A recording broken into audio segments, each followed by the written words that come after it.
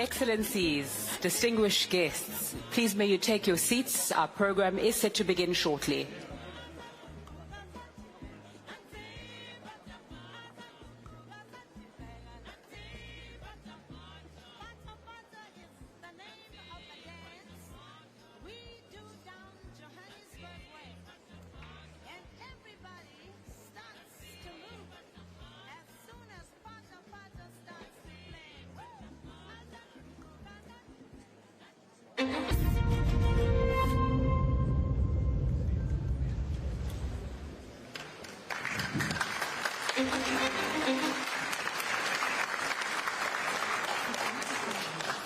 A very good evening and welcome back to the Global Summit held under the theme Health and Prosperity through Immunization.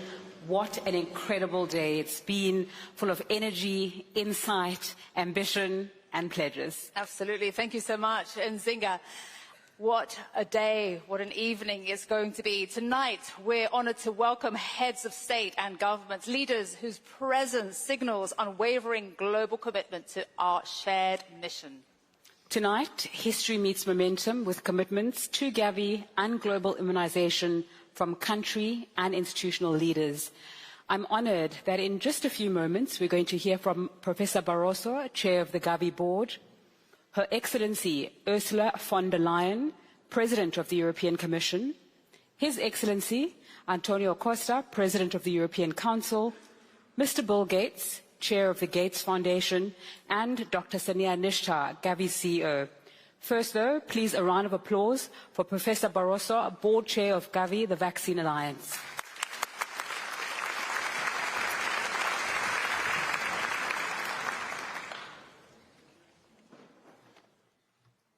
Your Excellencies, Heads of State and Government, dear Ministers, Excellencies, distinguished guests, ladies and gentlemen. It is truly my honor to welcome you all this evening, and I must pay special tribute to our co-hosts tonight for bringing us together in this great city of Brussels.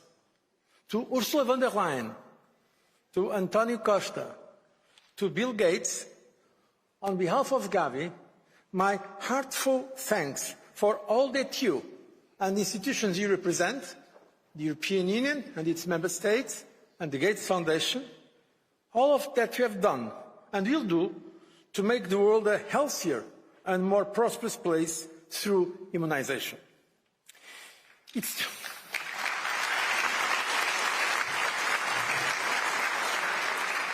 strikes me that in a world that is often fragmented and polarized, we are here tonight because of something that unites us all. Whatever disagreements or differences we may have, some things bind us together across generations, across borders, and across continents.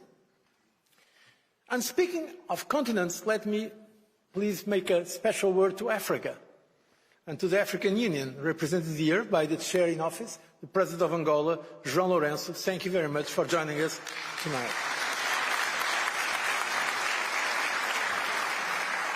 What unites us is, at the end, very simple. We want the best for our children, and I think I can say for most of us, or for some of us, for our grandchildren. The next generations, nothing is more important than saving the lives of millions of children. Rarely do we get the chance to translate that universal instinct into concerted and concrete action. This evening we have that chance.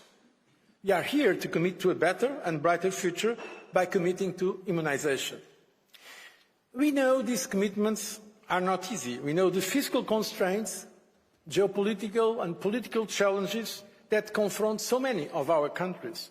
That is why tonight is not only about your commitments, the commitments of the governments, including the donor governments, it's also about our commitment as Gavi, the Vaccine Alliance.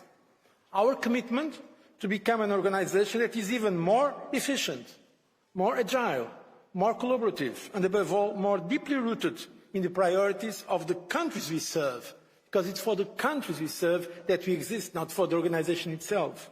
It's for the children of the world that we exist. These are our guiding stars as we deliver over the next 5 years. Gavi is indeed a unique organization in global health with a public-private model that has brought together national governments, donors, vaccine manufacturers, scientific institutes and grassroots organizations to vaccinate more than 1 billion children in low-income and middle-income countries. In the process, Gavi has helped to halve child mortality and prevented almost 19 million deaths. It has made the whole world safer from infectious diseases and, in fact, protected from such important threats. And I want to say that Gavi has done it always following the best scientific advice, the best science in the world, putting as a very high priority vaccine safety.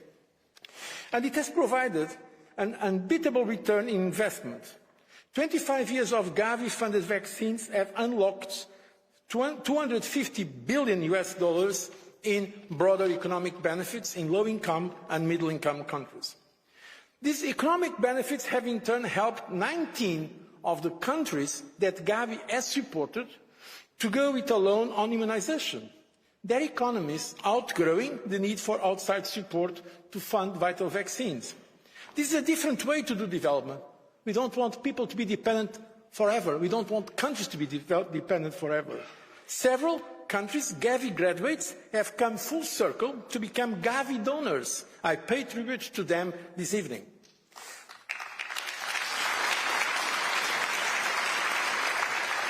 And I pay tribute to all of you. Gavi's achievements belong to every one of you who have supported it along the way. For the past 5 years, it has been my privilege to serve as chair of the board of Gavi. So when I speak about Gavi's impact on lives and economies, I am speaking from personal experience, something that I've been seeing on the ground. And when I speak about the opportunities we have before us, I speak also from personal conviction. I would like to ask that all the voices that we heard during this today, from ministers from Africa, from Asia, from Latin America, from all over the world, it would be so good if those voices could reach, namely, all the donors.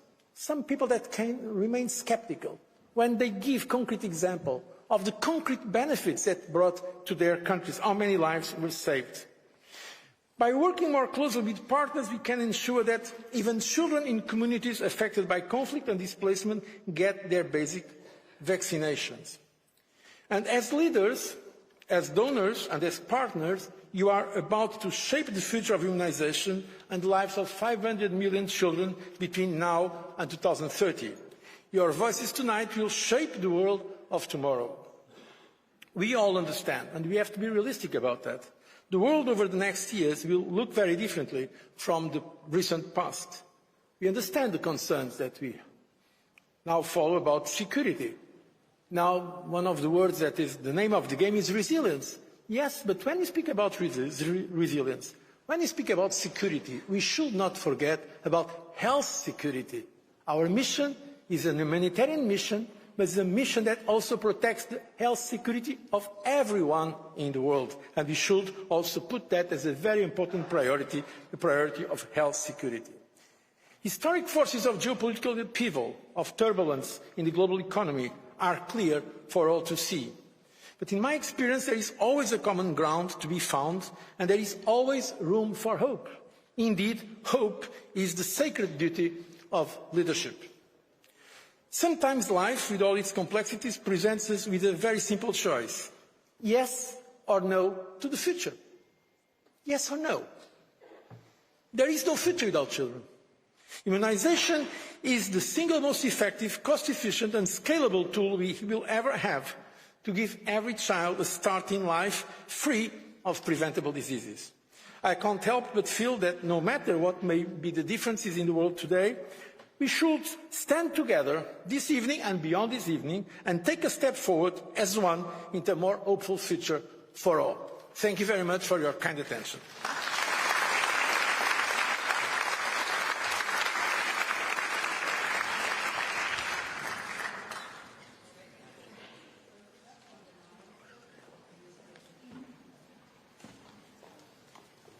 Please welcome to the stage Her Excellency Ursula von der Leyen.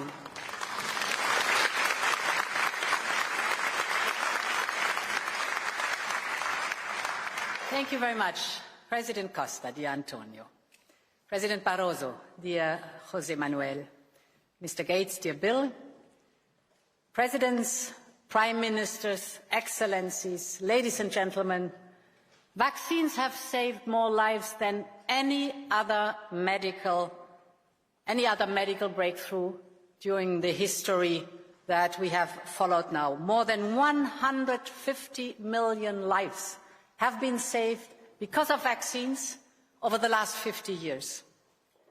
And they remain our strongest shield against infectious disease. And these are not just statistics. Because think about it, behind each successful vaccination, there is a child able to grow up healthy. And there is a parent who can sleep easier at night. But protection through vaccination is also a question of access. And there we have made remarkable progress. This is in large part thanks to the extraordinary work done by Gavi. Since its creation, Gavi has immunized over 1 billion children, and it helped avert over 18 million deaths. You can also look at it from a macroeconomic point of view. You said it, José Manuel. For every dollar spent on vaccines, there's a return of $54 through lower healthcare costs and higher productivity. And that shows that vaccines don't just save lives, they also help nations to thrive. So today is the moment to reaffirm our engagement. And I'm proud to say that Europe will continue to contribute. Team Europe is Gavi's largest donor. And today,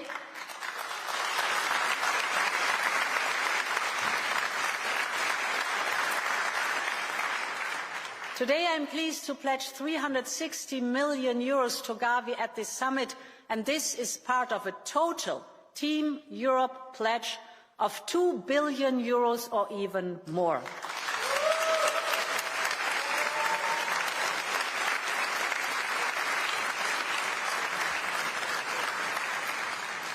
And of course, I call on all our partners to match our level of ambition. Our aim is clear. We must keep preventable diseases from becoming preventable tragedies. Ladies and gentlemen, funding is essential, but so is building long-term resilience. During the COVID-19 pandemic, we saw how critical local production and secure supply chains are. We need to empower regions to manufacture their own vaccines. And this is particularly true for Africa, where, as you know, 99% of vaccines are still imported. And that is why we're all investing heavily in local vaccine manufacturing.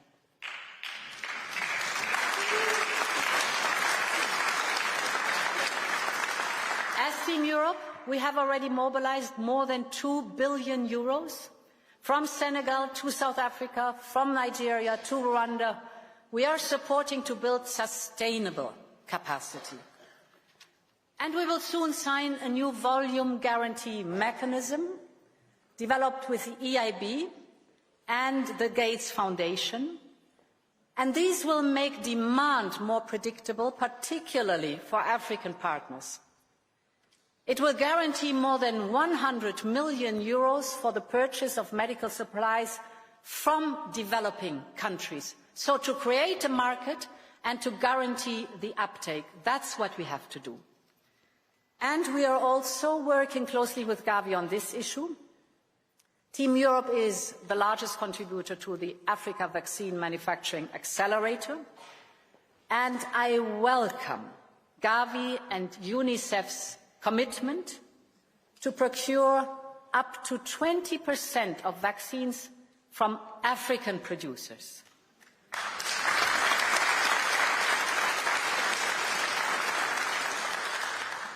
So together we can ensure that vaccines are not only available to Africa, but increasingly made in Africa. Ladies and gentlemen, the story of vaccines is not just a story of innovation and medicines. It's also a story of innovation and medicines, but it is most and foremost a story of hope. Hope of what humanity can achieve through shared purpose and collective action. If we want that story to go on, we must fund Gavi's critical work. And we must also strengthen the global health architecture to make it fit for purpose in a time of constrained budgets and rising threats. Let's ensure that progress persists. Let us continue writing this global success story together. Thank you very much and have a good evening. Thank you.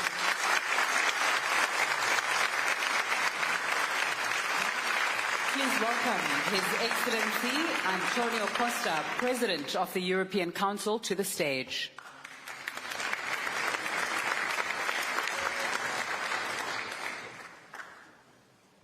Distinguished heads of state and government,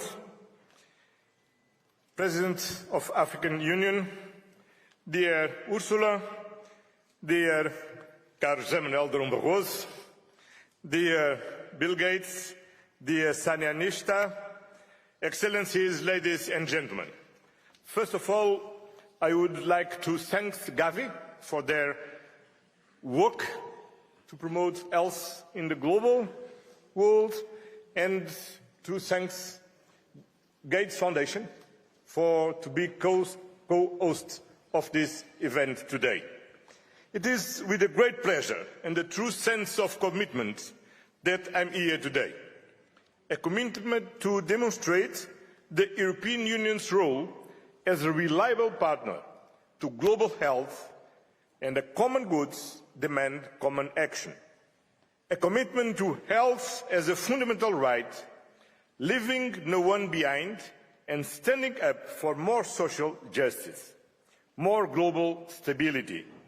A commitment to effective international cooperation and multilateralism between international organizations, governments, donors, private sector and civil society. And a commitment to science and research as the only way to save millions of lives threatened by deadly diseases, endangered by obscurantism, negationism and populism. A healthier world is a safer world. A more equitable world is a more peaceful world. Investing into vaccines is one of the best investments in global peace we can make. Now is the time to expand our network of partners and donors, because in health no one is safe until everyone is safe. This is why Gavi is pivotal in today's circumstances, for preventing new disease, for strengthening health system, for reinforcing social cohesion and political stability around the world. Through Gavi, the European Union has helped immunize over 1 billion children and prevented more than 17 million future deaths. That's multilateralism in action, a force for good in the world. Through Gavi, Team Europe is pledging close, as Ursula von der Leyen has announced, €2 billion between the European Union and Member States combined. And our commitment will continue. We can go further. Gavi can always count on the European Union for stability, peace, multilateralism and health security, making the next generation the most protected ever. Dear friends, thanks to all of you. Gavi is one of the great success stories of our time. The world needs more such success stories, not less. The world needs more empathy and solidarity, not less. Today's summit sends this strong message to the world. Together, we make the difference in people's lives. As co-host of this summit, I laud your strong commitment to this global cause. It is also European Union's cause. Thank you very much.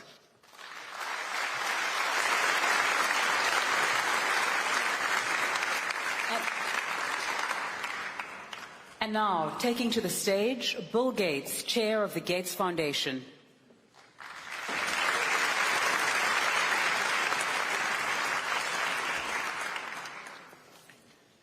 Good evening, and thank you for everyone joining us here tonight, and for all your support for one of the most transformative efforts in the world. I want to particularly thank President von der Leyen and President COSTA and the European Union for co-hosting this summit. President von der Leyen has long been an incredible champion for health and development, and the EU has been one of the Gavi's biggest supporters since the very beginning, support that's more crucial now than ever. This chart is one that I think about a lot. It's really my most favorite chart.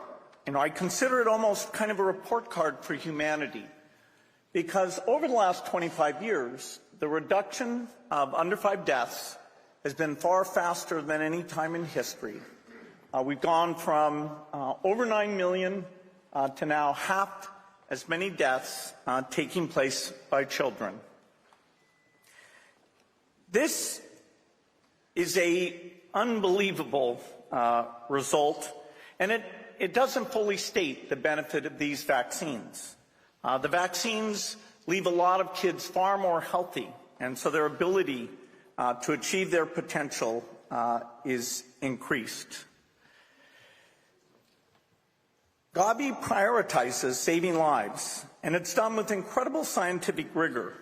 We're constantly improving vaccines, we're constantly looking at the safety, and I'm very proud of the work that's done to make sure that these vaccines are incredibly safe. The founding of Gavi actually goes back to almost about the time the Gates Foundation was first started. And after 25 years, I can still say that it's at the top of the list of things that I'm very, very proud of. At that time, kids were not getting access to vaccines. They were too expensive, they hadn't been formulated properly, and I was stunned to learn that so many kids were dying from a disease like rotavirus because the vaccine wasn't getting out to all the children of the world. So Gavi was created to not only help finance vaccines, but work with countries to adopt these new vaccines. We've done an amazing job getting these prices down. A good example is the pneumococcal vaccine, PCV. This vaccine became available in high-income countries the year that Gavi was founded. And it does a fantastic job of protecting kids against pneumonia, which was the single most deadly childhood infection. But it was very expensive. And so Gavi and its partners incentivized vaccine manufacturers to develop a new, much cheaper PCV, which was introduced in 2017. Today, the manufacturers make PCV vaccines available to low and middle-income countries for just $2 a dose. And of course, we've seen similar reductions across all of the different vaccines, allowing us to add new vaccines to save even more children.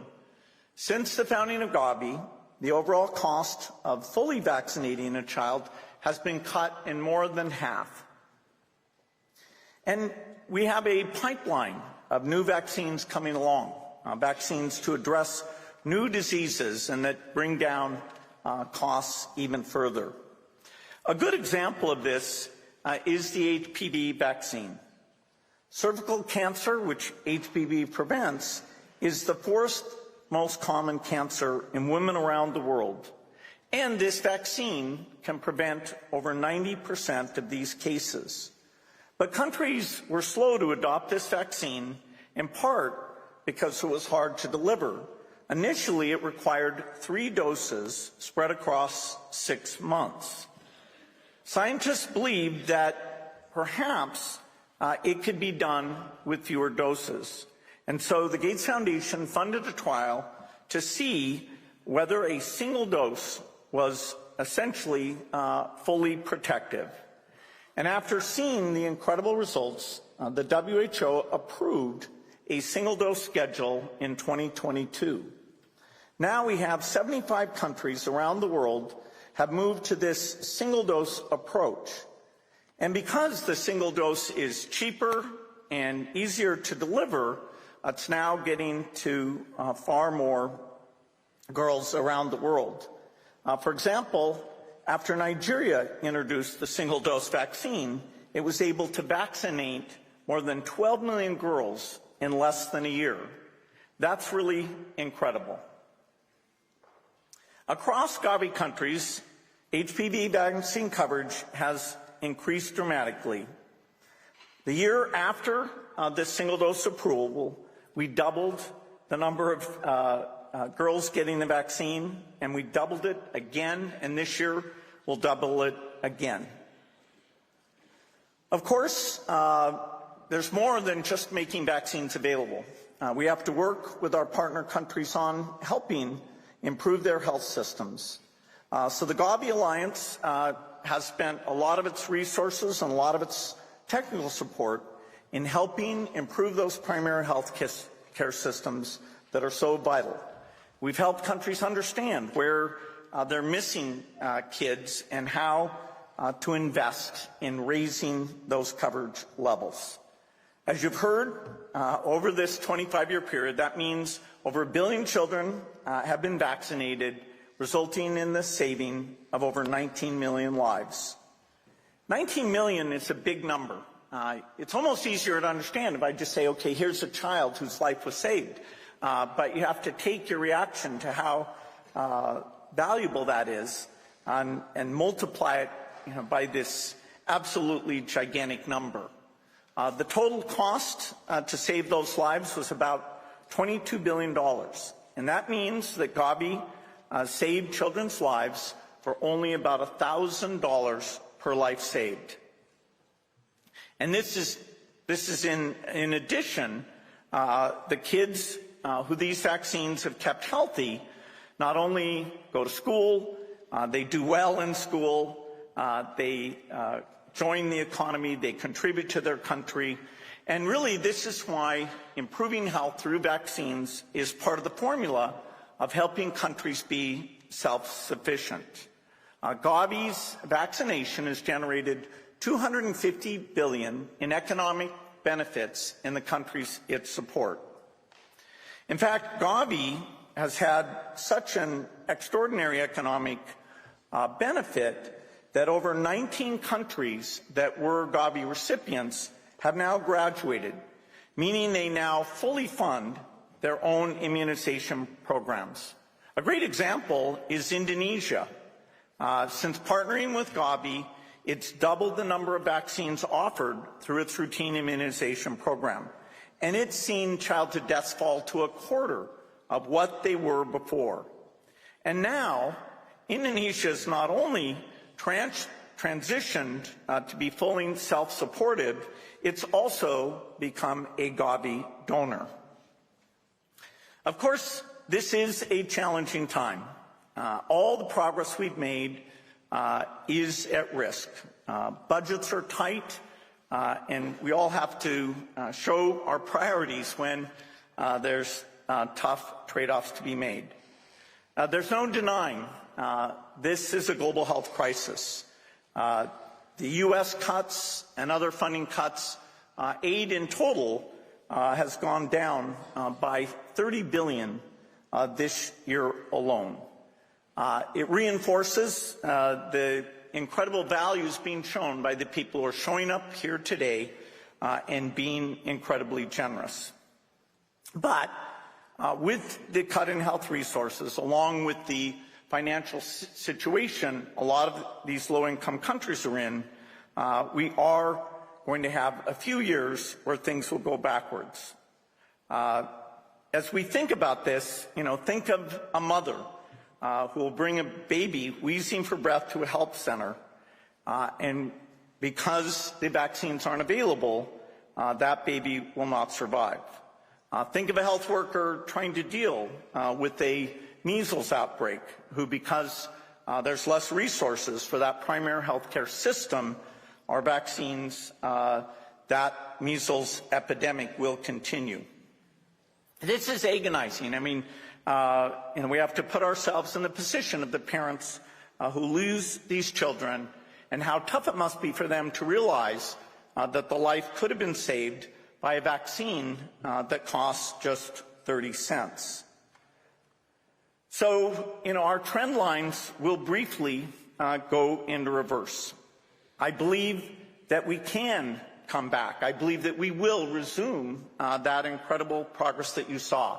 I don't know if it'll be in 2 years or 4 years or 6 years, but I do know that as we bring these resources back and we take advantage of an incredible pipeline of innovation, new drugs, new vaccines, lots of amazing things to help with these diseases, we will resume progress. So everyone here, I'd say, is recommitting themselves, just like the Gates Foundation, to doubling down and staying committed. I'm not pessimistic. In fact, we have things like polio eradication that we are, as we say, this close to elimination. That'll be a mind-blowing thing. Likewise, malaria, we have tools, a variety of tools that brought together will give us a chance in the next 20 years to completely eradicate that as a disease, just like we're doing with polio. This is all why the Gates Foundation is pledging $1.6 billion to Gavi for this next 5-year period.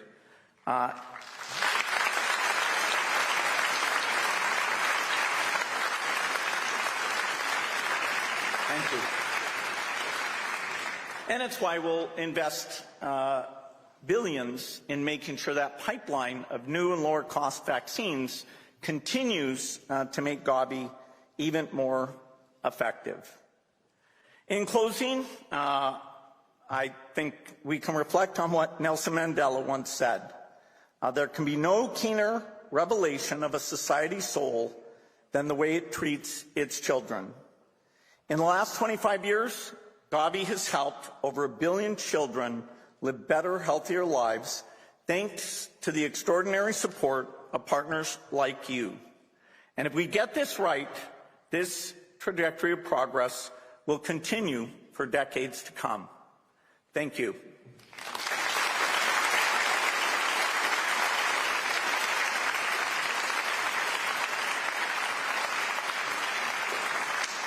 Please welcome Dr. Sania Nishtha, CEO of Gavi, to the stage.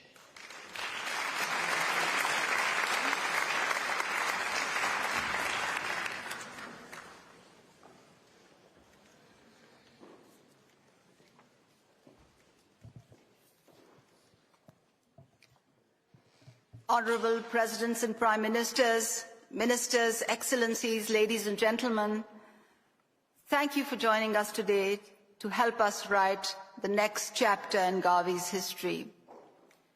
What you announce today will change the future of millions. It will determine how many of the 500 million children we plan to vaccinate over the next 5 years live or die. Before we hear from you, I'd like to make 3 quick points. As a starting point, you should be very, very proud.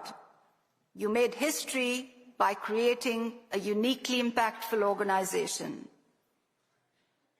There was a time when hospitals were crammed with sick children and graveyards were full of small graves and small coffins were commonplace. But you changed that. You created Gavi. You helped vaccinate a whole generation. 6 out of 10 babies born today are vaccinated by Gavi. What you have established is the pinnacle of what public-private collaboration can achieve. a system that delivers the best public health at scale. With its footprints in every corner of the world, today there are parts of the world without internet and cell phone connectivity, without water and sanitation, where there are no paved roads.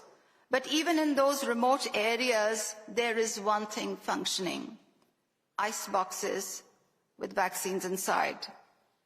Health workers who traverse rivers, mountains and deserts to deliver them, and women lining up with their children to receive vaccines.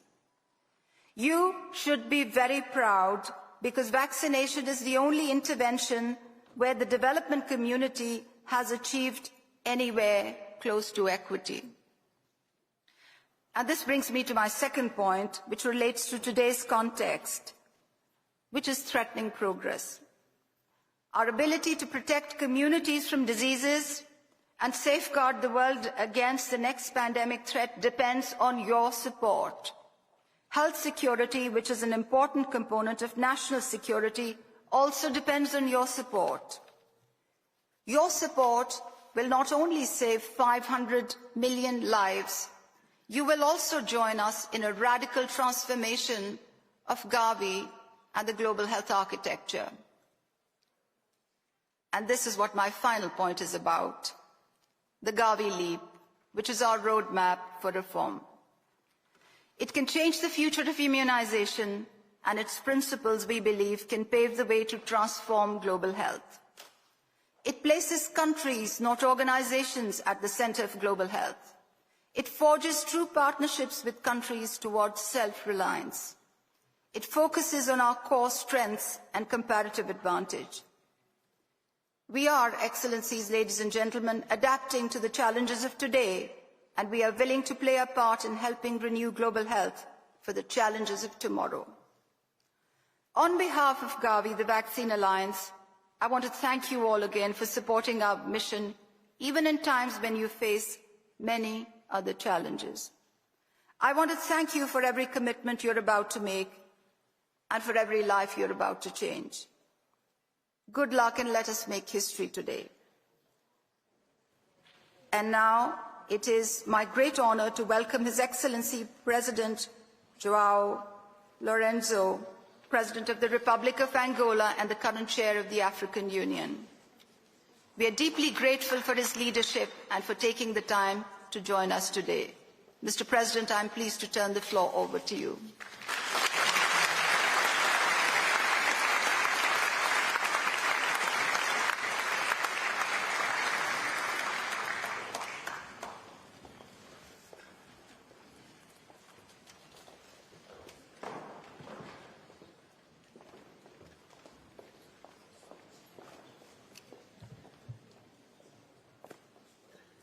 Excelências, chefes de Estado e do Governo, digníssimo José Manuel Barroso, Presidente do Conselho de Administração da Aliança Global para as Vacinas, Gavi, distintos parceiros e convidados da Gavi, Senhora Presidente da Comissão da União Europeia, Senhora Ursula von der Leyen, minhas senhoras, meus senhores.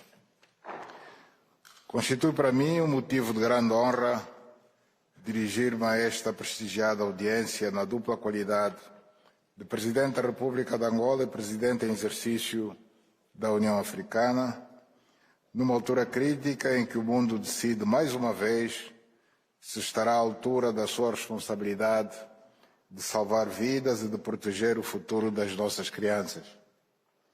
Permitam-me que agradeça a Gavi, através do seu presidente, o Dr. João Manuel Barroso, pelo convite que me formulou para participar nesta importante cimeira para renovar o compromisso de solidariedade global que transcende fronteiras e ciclos políticos, a promessa de que nenhuma criança em nenhum lugar do planeta será deixada para trás quando se trata do acesso às vacinas que salvam vidas. Excelências, o mundo enfrenta um momento de incertezas profundas, com guerras, conflitos armados, instabilidade geopolítica, tensões comerciais, alterações climáticas, endemias, pandemias e crises econômicas a pressionar os sistemas de saúde em todo o mundo.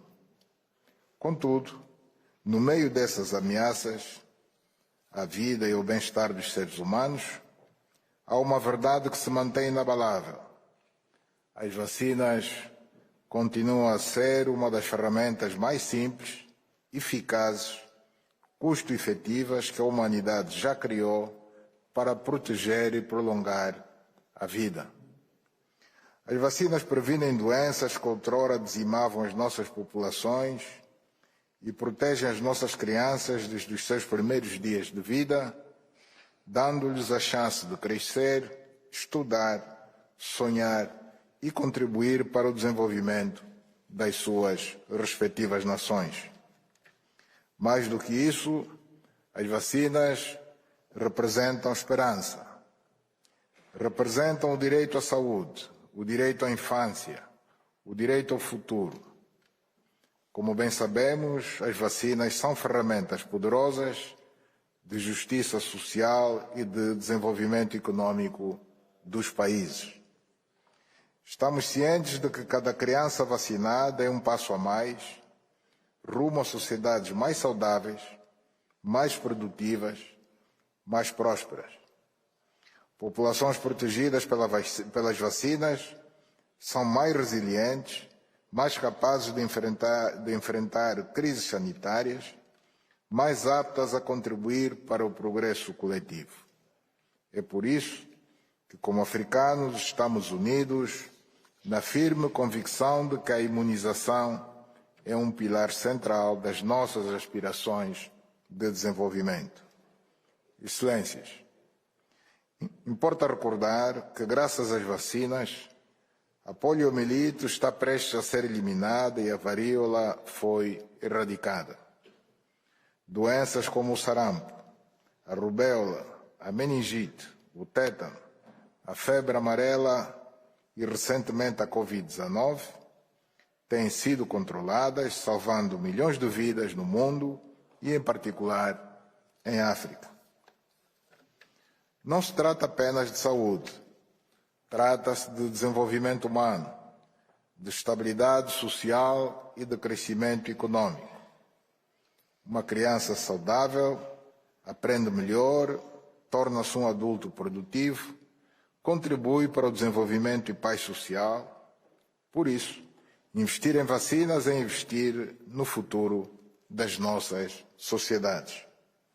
É por isso que estamos unidos na convicção de que a imunização deve continuar a ser uma prioridade continental e global. Excelências, nos últimos 25 anos, a Aliança Global das Vacinas tem sido um parceiro estratégico de confiança, um instrumento multilateral eficaz e um símbolo de solidariedade internacional bem-sucedida.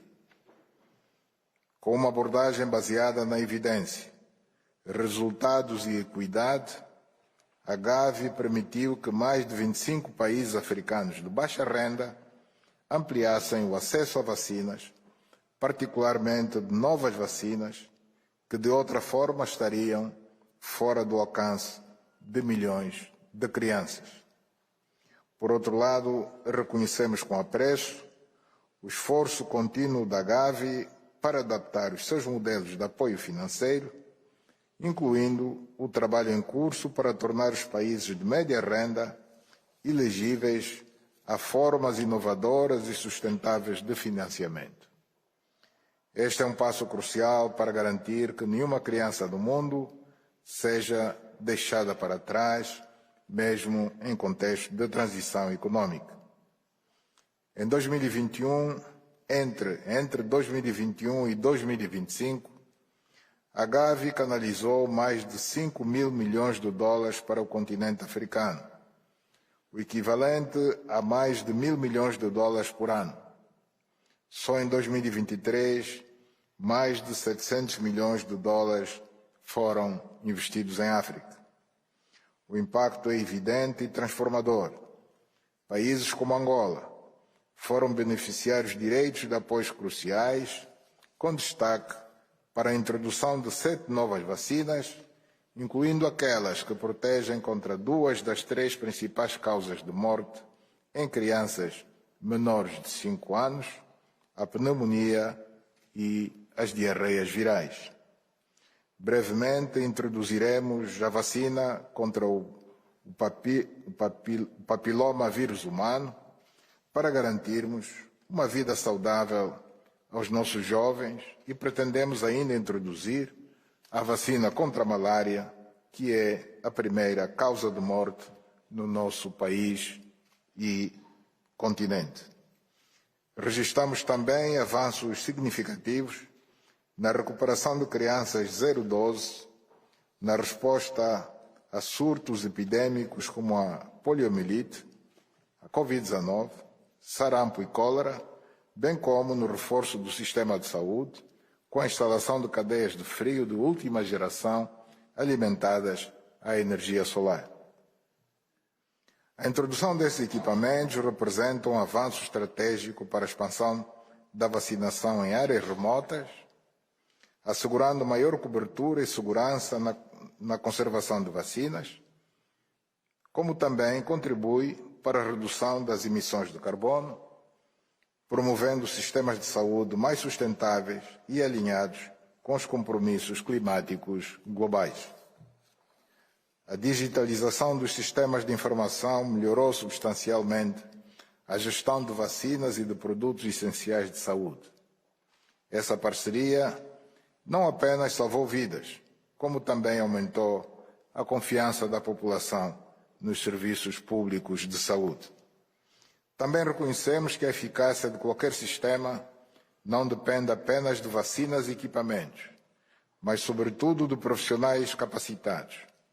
Em Angola e em outros países africanos, temos vindo a formar, com o apoio da Gavi, epidemiologistas, técnicos de logística, gestores de dados e outras especialidades essenciais para assegurar o planeamento e a execução eficaz do programa de imunização. Investir na formação dos profissionais é investir na soberania sanitária.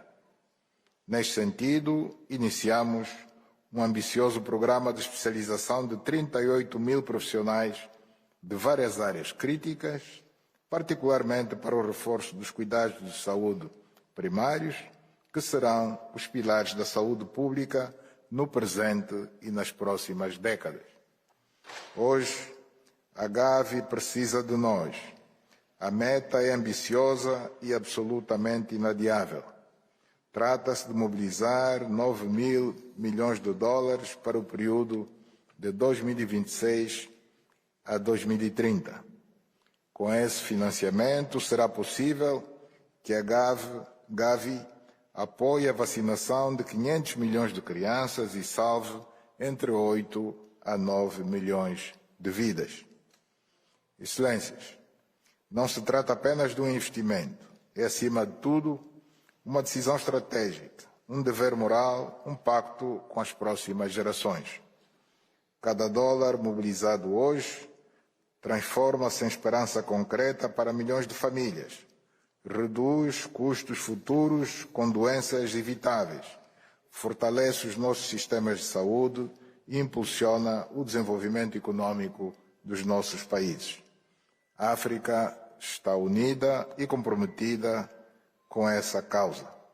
Pedimos à comunidade internacional que também se comprometa, porque vacinar uma criança não é apenas proteger uma vida, é proteger o futuro através de uma segurança sanitária global. Como presidente da União Africana, trago-vos hoje uma mensagem. A África não é apenas beneficiária. A África está pronta para ser coautora da nova era de imunização global. Queremos mais equidade, mais voz, mais autonomia. A pandemia da Covid-19 expôs a dolorosa dependência do continente em relação às cadeias externas de produção de vacinas. Não podemos deixar perpetuar esta situação.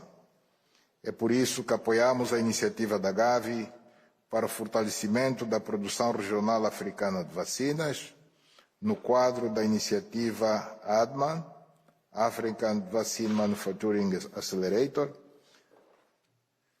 Ao olharmos para o futuro da vacinação global, acreditamos que a Gavi pode também desempenhar um papel estratégico no apoio à introdução de novas vacinas, especialmente contra doenças que continuam a afetar desproporcionalmente os países africanos e populações mais vulneráveis a nível global, como a tuberculose, a malária e a dengue. A inovação deve caminhar lado a lado com a equidade. A África está pronta para ser parceira ativa na investigação e na implementação dessas soluções de próxima geração. Queremos transferência de tecnologia, parcerias bilaterais estratégicas, capacitação científica da nossa juventude. Queremos vacinas acessíveis, feitas por africanos, para africanos e para o mundo. A juventude africana é uma das maiores reservas de esperança e renovação para a humanidade. Mais de 60% da população africana tem menos de 25 anos de idade.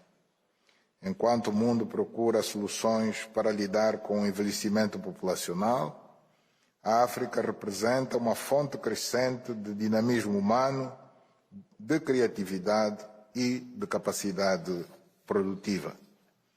É por isso que a África, em particular Angola, faz da vacinação um pilar estratégico continental de saúde, pois estamos a olhar para um futuro próspero, um futuro construído com base na nossa juventude, na saúde, educação e participação plena na vida econômica e social. Excelências, esta cimeira representa uma oportunidade única para promover um financiamento justo, sustentável e transformador. Uma oportunidade para mostrarmos que, mesmo em tempos difíceis, a solidariedade global permanece inabalável. Convido-vos, em nome do povo angolano, dos povos africanos e de todas as crianças que no mundo merecem uma vida saudável e digna, a comprometerem-se hoje com a Gavi. A sustentabilidade da imunização global está em jogo. A história irá lembrar os que se levantaram nesta hora para fazer a diferença. Vamos agir com coragem, liderar com visão, investindo na vida.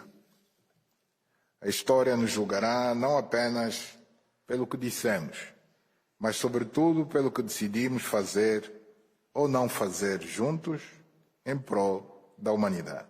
E com essas palavras termino agradecendo a atenção de todos. Muito obrigado.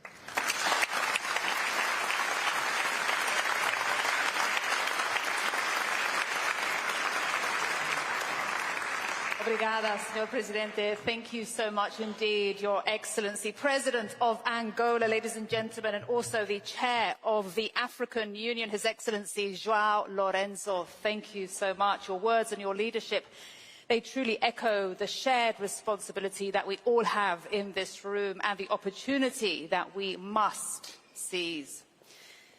Ladies and gentlemen, we change gears now. Please join me in welcoming two extraordinary individuals whose voices have mobilized millions. Hugh Evans, co-founder and CEO of Global Citizen, and five-time Grammy Award winner Angelique Kidjo.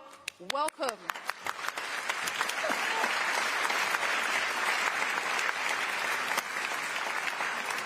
Over 1 billion children, that's an entire generation, have been protected against infectious disease by the work of Gavi, aided by so many here tonight. And Global Citizen has been proud to support the work of Gavi for over a decade, with our shared goal of helping children in the most marginalized communities survive and live healthy lives. Investing in vaccines is the backbone of good health policy and is essential to lifting people out of extreme poverty. We know that diseases don't respect sovereign borders, Supporting this replenishment is the best way to prevent the next public health crisis, to keep all of us healthy and safe, and we commend the leadership of the countries, businesses and philanthropists who are pledging their support tonight. With 14.5 million zero-dose children still totally unprotected from infectious disease, and as the world grapples with conflict, climate change and geopolitical instability, global citizens, as well as all the dedicated public and private partners in this room, have stood with Gavi once again. Over the past years, we have mobilized citizens, advocates to governments, and accelerate access to life-saving vaccine in the countries that need them the most, so that no child is left behind. Let us not let that progress go away. We are here today to commit to prevent our children to die from preventable disease. And as a goodwill ambassador, I'm asking you, with Gavi and the global citizen, to continue working together to save our children. And we know that financial and political commitments like those you'll hear from the stage tonight are absolutely essential to protect and transform another generation of the world's most vulnerable children. From projections onto the biggest sites in London, Paris and Berlin, to a full-page ad yesterday in Norway's largest newspaper, global citizens have been calling on governments around the world to step up and protect more children against more diseases and protect our world from the threat of pandemics. And we are proud that the actions of 12 million global citizens around the world help drive early commitments from the European Commission, Croatia, Portugal, and my home country of Australia, who just announced its largest ever commitment to Gavi. And we are excited once again to partner with you, President von der Leyen, and to applaud the leadership of you and President Costa for hosting this vital replenishment. Thank you.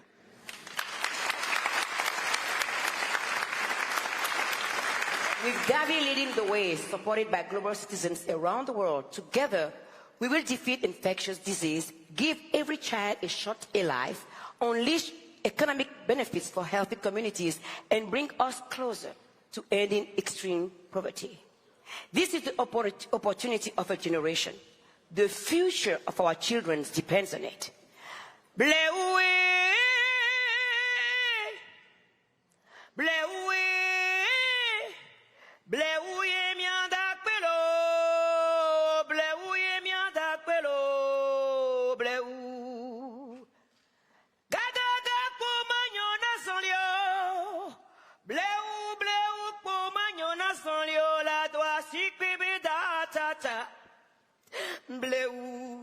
Let's work for our children, please.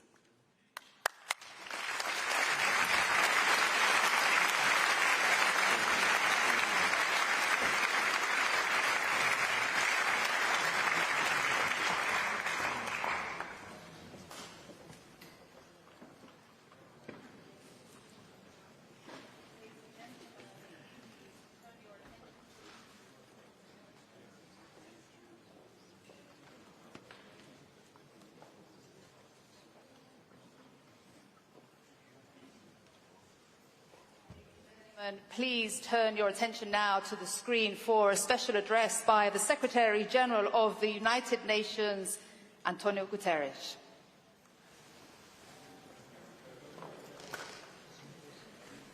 Excellencies, distinguished guests, I thank the European Union, the Gates Foundation and Gavi, the Vaccine Alliance, for convening this crucial summit. Over the past 50 years, vaccines have saved over 150 million lives. Every dollar invested yields $54 in benefits. Gavi and its partners are the backbone of this success. But the work is far from done. Protecting 500 million more children by 2030 requires an urgent investment of at least $9 billion. Strong immunization programs are our frontline defense against infectious diseases and the foundation of resilient societies and economies. At a time when vaccine hesitancy and misinformation are spreading like wildfire, this investment is more crucial than ever, especially as other support is being rolled back. Today, I urge leaders across all sectors to act with generosity and resolve. Let's invest in immunization for the health and prosperity of all, and I thank you.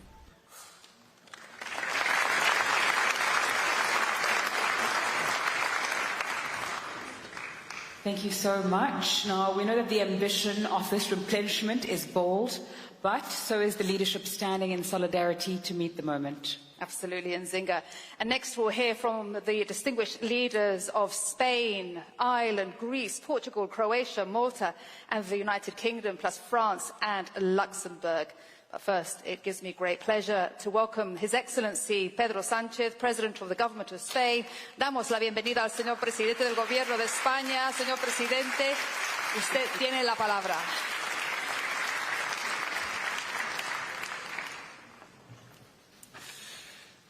Presidenta, presidente, excelencias, señoras y señores, suele decirse que el futuro es una conquista de la modernidad. Y fueron efectivamente la confianza en la ciencia, en el conocimiento acumulado durante generaciones, los que dieron a la humanidad el privilegio no solamente de mirar más lejos, sino de escapar de las ataduras del presente y la visión miope del cortoplacismo. Esta cumbre representa ese anhelo de mirar hacia adelante y es aún más valioso en los tiempos en los que nos ha tocado vivir, en pleno cambio acelerado de la escena mundial y, por cierto, no precisamente en la dirección adecuada.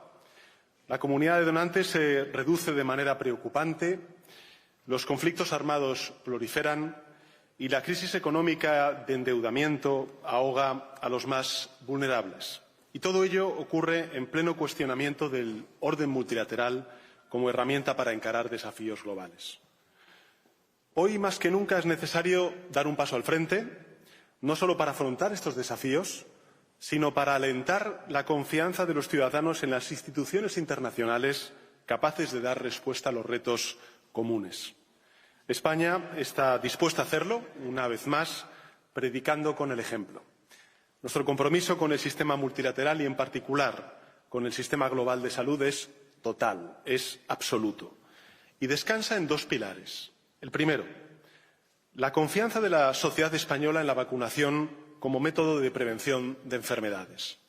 Y, por otro, la certeza científica de que la vacunación es el método de prevención más eficaz para erradicar enfermedades, junto al acceso al agua potable y el saneamiento.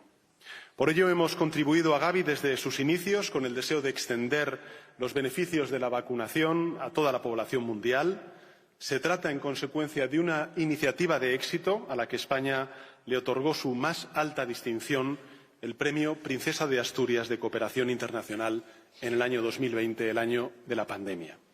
Una vez más, quiero reconocer la extraordinaria labor de esta iniciativa.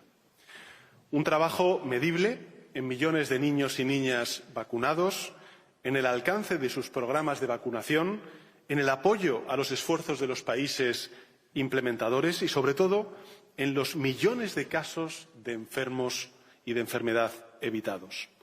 Con ese aval, España está dispuesta a dar un paso al frente, precisamente ahora, cuando otros vacilan, dudan o se baten en retirada, y por eso vamos a renovar y redoblar la inversión en salud y particularmente en prevención e inmunización. Por eso quiero hoy anunciarles que vamos a aumentar nuestra contribución a un 30% más que en el periodo anterior, hasta los 130 millones de euros para el periodo 2026-2030.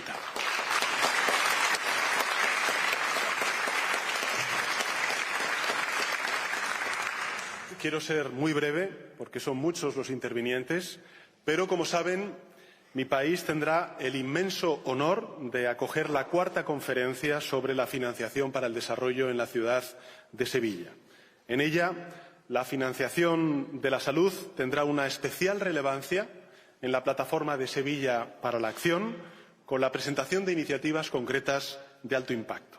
Esperamos, por tanto, contar con la presencia de todos ustedes, junto a expertos, líderes de iniciativas globales, autoridades sanitarias y también de cooperación de distintos países, para poder debatir y avanzar hacia una hoja y ruta común. Juntos podemos y debemos impulsar reformas en la financiación y la gobernanza de la salud global. Nada más y muchas gracias.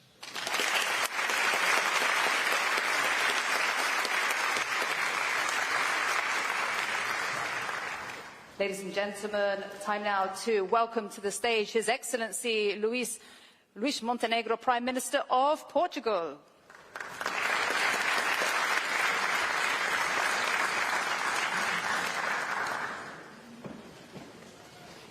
Excellencies, ladies and gentlemen, a first word of sincere recognition to the Vaccine Alliance for its commitment to global health and for the promotion of universal access to life-saving immunization. Gavi has been responsible for immunization hundreds of millions of children and preventing millions of deaths and from preventable diseases.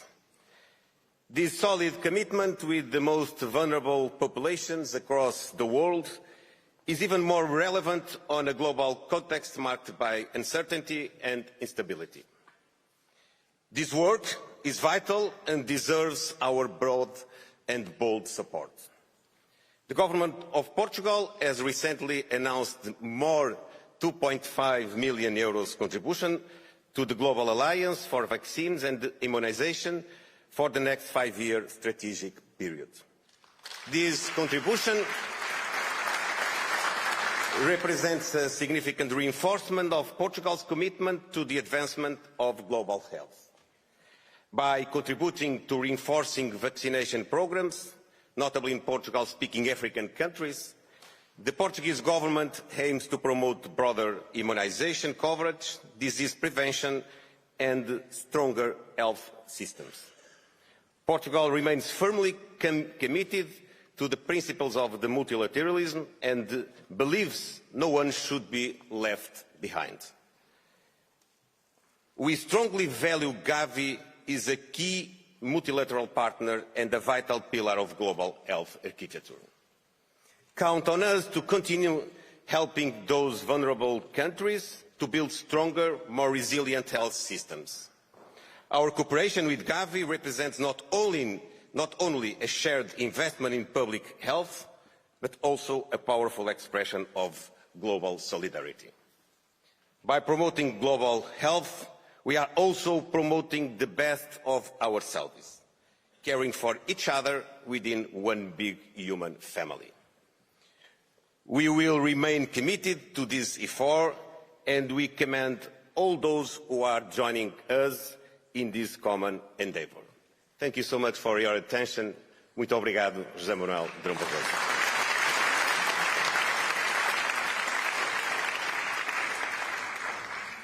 Ladies and gentlemen, please join me in welcoming His Excellency the Taoiseach of Ireland, Michael Martin.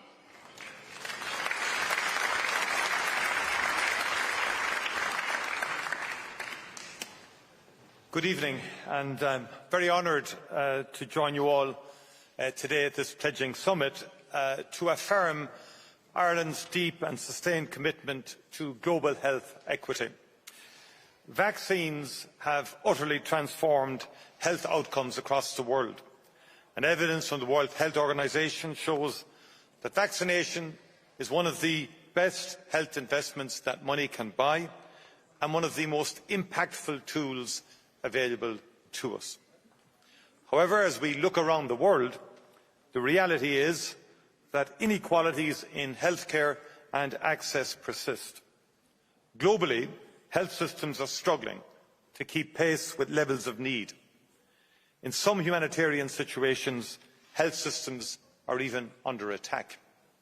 We must simply do more. We must protect essential health services.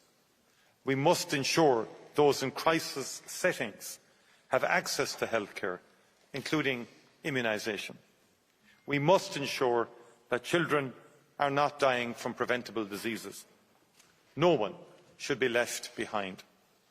Ireland's foreign policy and our development cooperation is fundamentally guided by the principle of reaching the furthest behind first. Vulnerable children who have not received any routine vaccinations are front and centre of our focus. Gavi is without doubt a fundamental strategic, relevant, effective, impactful partner in the global effort to protect and secure health and well-being for all. So on behalf of the Irish people, I am today happy to confirm a pledge of 22 million for Gavi's work to deliver health and prosperity through immunisation.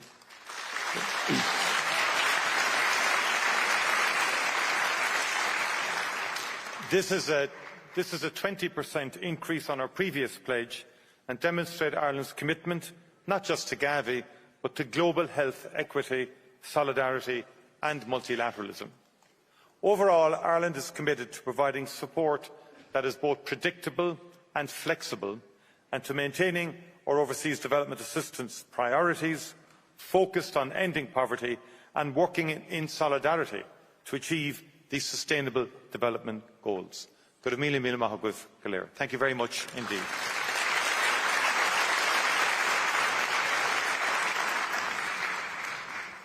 Ladies and gentlemen, please join me in welcoming the Right Honourable David Lammy, Secretary of State for Foreign, Commonwealth and Development Affairs of the United Kingdom of Great Britain and Northern Ireland.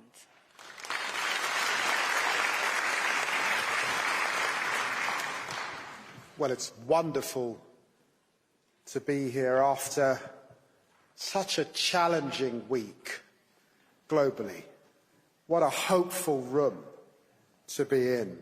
I was reflecting that 25 years ago this week, I entered the UK Parliament for the first time, becoming a Member of Parliament, bright and confident and hopeful, and eager to make a difference.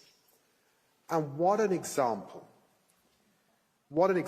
of making a difference than Britain and others coming together to form Gavi that year that I was elected.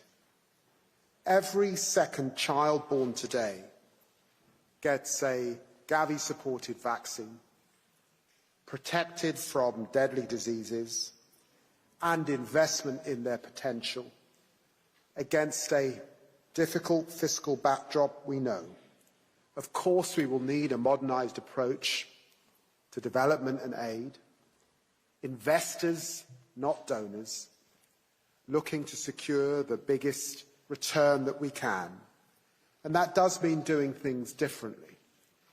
But it also means recognising what we have done well and looking to do them even better. And that's what we're doing today. And that's why I am so proud that the United Kingdom will be the single biggest country donor, investing £1.25 billion in Gavi.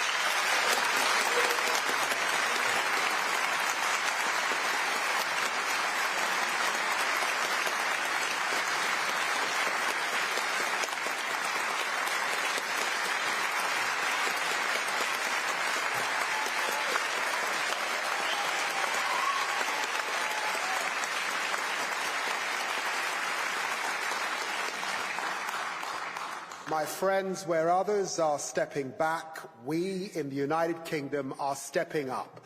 This will help immunise over 60 million children, saving 1.25 million lives. It will strengthen new markets, with every pound of investment in Gavi driving an incredible £54 in wider economic benefits in the countries involved. And it will foster expertise at leading British pharma, firms like GSK, of course, and it will reduce the chances of killer outbreaks such as Ebola or cholera reaching Europe. This is a smart investment, and we are making it go further than ever before, using capital markets and attracting innovative private sector investment through Gavi's matching fund. But to reap the full rewards of this investment, we need to reform the global health architecture.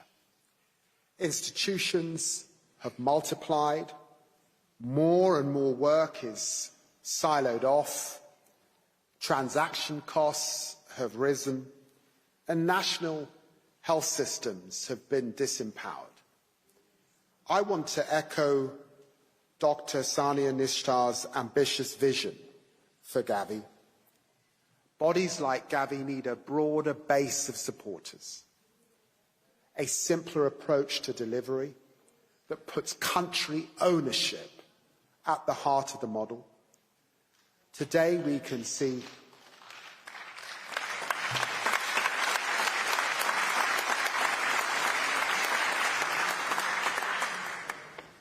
when people said, why has the developed Western world failed to vaccinate Africa against the COVID pandemic? That was an important question. But another important question was why, at that point, had we failed to give Africa and support Africa to have its own manufacturing capability? We're changing that.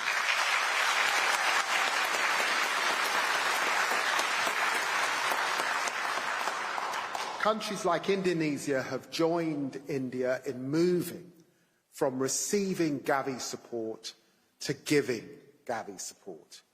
Gavi has committed to working more closely with the Global Fund and Global Partnership for Polio Eradication are the key partners, of course, in this very crowded space. And several countries have committed to increasing co-financing for vaccines and invest more in their health sectors. But we all know that we will need to go a lot further, working together, and crucially, implementing more in countries. Let's get this system primed to make the most of our investments. God bless you. Thank you very much indeed.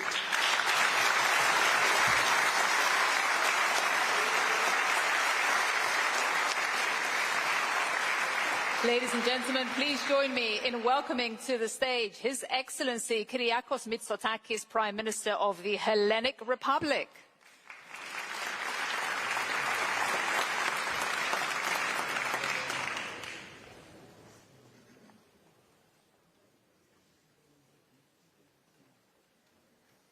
Madam and Mr. Presidents, Excellencies, ladies and gentlemen, allow me to not use my prepared remarks because I don't want to repeat what has already been said by very eloquent speakers before me. Let me just share with you a deeply personal story.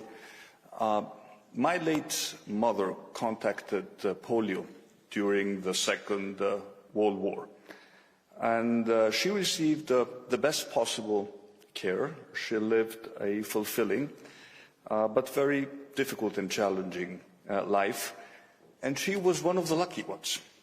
So many other children did not have such a future. And as I was listening to Mr. Gates speaking about polio eradication, I was thinking of the tremendous progress that science has made over the past 50 years.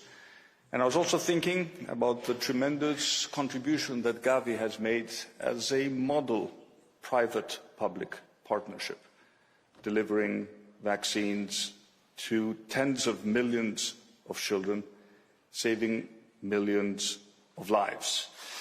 And I believe that it is our duty, our contribution, to make sure that this work continues at a time when leading donors are stepping back, but also at a time when vaccine skepticism is rising across the world. And I'm very happy and honored that Europe, Team Europe, is stepping up to make up for the funding gap that has resulted from the decision of other leading donors not to continue with funding Gavi.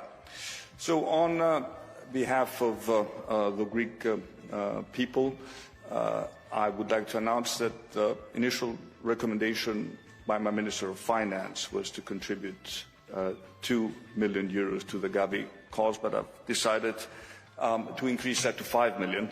And I've done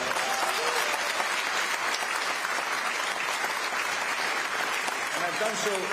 I was thinking that some of us came back from the NATO summit in order to make sure that we are with you here today to reconfirm our support to Gavi. And I was thinking that if we can afford, and rightly so I may add, to spend 5% of our GDP on defence over the next years, Greece certainly can afford to contribute €5 billion to Gavi. Thank you very much.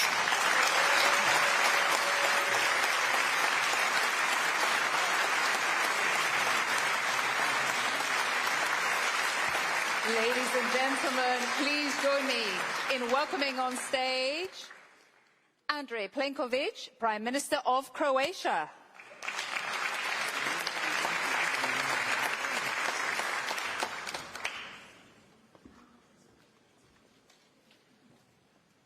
Good evening, ladies and gentlemen, Excellencies, Madam President of the Commission, President of the European Council, dear João Manuel, dear Mr. Gates, Excellencies, leaders, since the major points of my speech, which I was supposed to give, was really so nicely said by all the previous speakers, I will try to summarize it in this way. When I met José Manuel in Munich, he wanted Croatia to become part of the core donors of Gavi, which I immediately supported, and we have extended our solidarity during the COVID crisis by donating more than 3.5 million worth of vaccines to our neighbors, but also globally.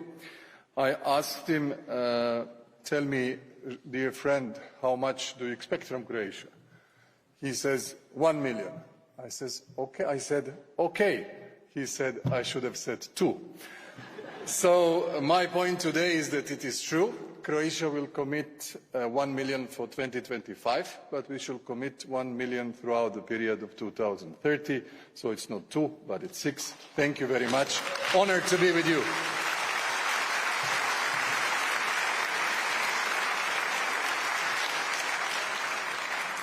Please join me in welcoming on stage His Excellency Dr. Robert Abela, Prime Minister of Malta.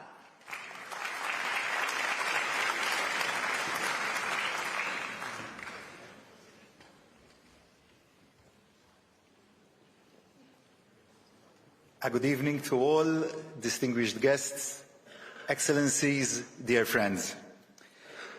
We are all gathered here today for the same reason. We live in a world where a vaccine can be developed in record time, yet still takes far too long to reach the children that are most at risk. The barrier is no longer the science, it is access. Closing this gap is our shared responsibility. At a time of deepening geopolitical uncertainty, which only widens inequality, this mission is now more relevant and important than ever. I want to begin by thanking the European Commission and the Bill and Melinda Gates Foundation for bringing us here together, and by recognizing Gavi's extraordinary work over the past 25 years. You have managed to change the future of millions of children, and you continue to strengthen the systems that hold up global health. Equitable access to healthcare and medicines, regardless of where somebody lives, is something that I care deeply about. It is a value that Malta, my country, shares, and one that lies at the heart of Gavi's mission. This was put into sharp focus during the COVID-19 pandemic. The tireless leadership shown by Gavi, alongside the public and private sectors, helped secure worldwide access to the vaccines, making it possible for the world to begin recovering together from an unprecedented crisis. And yet, barely 5 years on, it is clear that much more remains to be done. While overall progress remains encouraging, as mentioned by Mr. Bill Gates before me, with fewer children dying before their 5th birthday than ever before, many people, including the most vulnerable, still lack access to basic vaccines and essential vaccines. This is especially true in communities where health systems are under strain or where access is more difficult, whether due to geography, capacity, or conflict. We have seen the evidence. Vaccines save lives, reduce inequality, protect economies, and strengthen resilience. But their impact depends on strong systems, trained healthcare workers, reliable supply chains, and trust in communities. Most of all, it is about reaching each and every community. Most healthier societies, more resilient systems, and greater preparedness for future health threats across communities, across borders, and across generations. That is what our cooperation can achieve. Gavi, working together with the other key health actors in the international system, plays a vital role in closing the global immunization gap by supporting countries to strengthen delivery, expand access to vaccines, and respond to outbreaks. Gavi helps ensure that life-saving protection reaches those who need it most. This work has been critical in the fight against some of the world's most deadly but preventable diseases like measles, polio, and HPV, and in building the long-term infrastructure that global health depends upon. The goal of global health and prosperity is, however, not Gavi's alone to deliver, nor the private sector's. It is a shared responsibility. Gavi is a key partner in this effort. But real progress demands broad and sustained support, political, financial, and practical. Gavi is doing its part for sure. Those of us in a position to contribute must do ours. For these reasons, I am pleased to announce our multi-year financial commitment to Gavi. This contribution reflects our support for its mission to ensure that the most vulnerable have access to life-saving vaccines. We are determined, in the spirit of solidarity, to ensure that nobody is left behind. Thank you.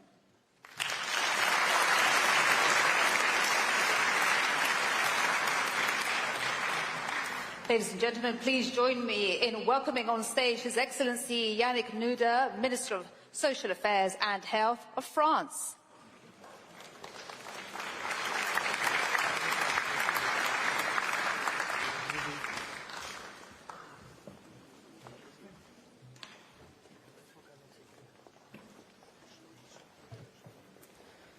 Bonsoir à tous, Monsieur le Président du Conseil européen, Madame la Présidente de la Commission européenne, Monsieur le Président du Conseil d'administration de Gavi, Madame la Présidente directrice exécutive de Gavi, Monsieur le Président de la Fondation Gates, Président, Excellences, Mesdames, Messieurs, bonsoir à tous.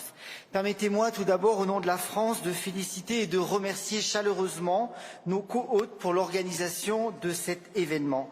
La France, pays de passeurs, pays des Lumières, est fière de compter parmi les donateurs historiques de Gavi. Il y a 5 ans déjà, nous réaffirmions notre soutien à l'Alliance dans un moment particulièrement difficile, à l'aune de la crise Covid-19, pour aider Gavi à mobiliser des ressources en situation de crise. En 2023, Gavi dépassait la barre du milliard d'enfants vaccinés depuis sa création. Aujourd'hui, nous nous retrouvons une fois de plus pour célébrer le chemin parcouru ces 5 dernières années et pour donner les moyens à Gavi d'accélérer son impact ces 5 prochaines années qui verront aussi l'aboutissement de l'agenda des objectifs de développement durable 2030. Comme vous le savez, la France a eu l'immense honneur d'accueillir le lancement de l'argumentaire d'investissement de Gavi à Paris, dans le cadre du Forum mondial de la souveraineté et l'innovation vaccinale en juin 2024. Les messages d'équité, de solidarité, de souveraineté et d'innovation avaient résonné haut et fort dans les discours successifs des chefs d'État et de gouvernement présents ce jour-là. Grâce à la générosité des donateurs, cet événement avait déjà permis de mobiliser plus de 2,4 milliards de dollars et de propulser l'Alliance sur de bons rails pour atteindre son objectif de reconstitution. Le président de la République française, Emmanuel Macron, avait alors annoncé que la France maintiendrait son soutien à Gavi pour le cycle 2026-2030, au moins à hauteur de son engagement précédent. Aujourd'hui, conformément à cet engagement, je suis heureux de vous confirmer que la France contribuera au prochain cycle de Gavi à hauteur de 500 millions d'euros.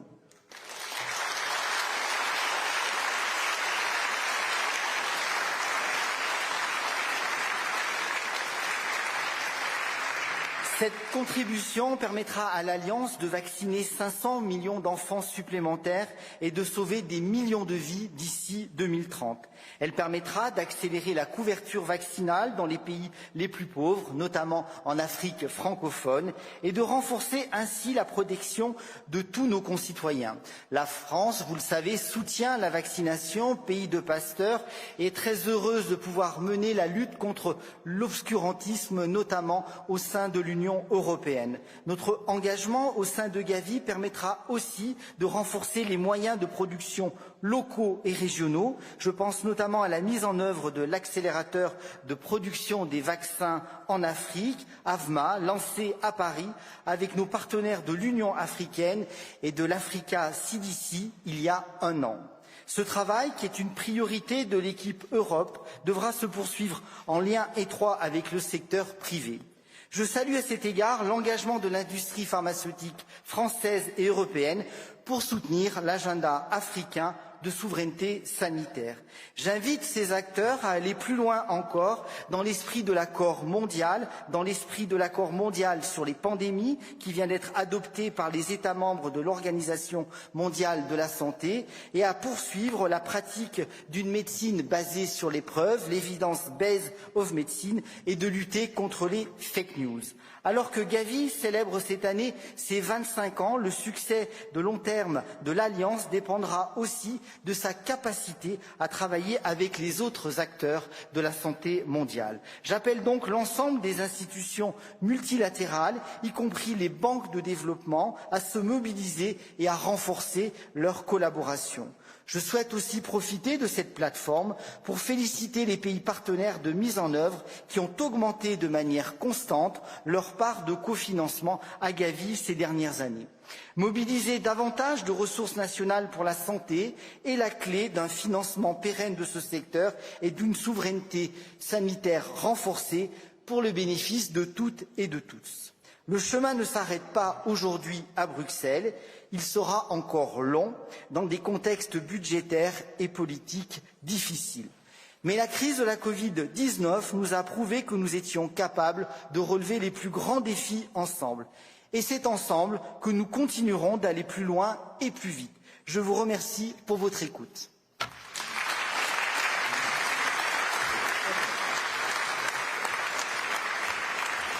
Ladies and gentlemen, please join me in welcoming Her Excellency Ms. Reem Alabali Radovan, Federal Minister for Economic Cooperation and Development from Germany.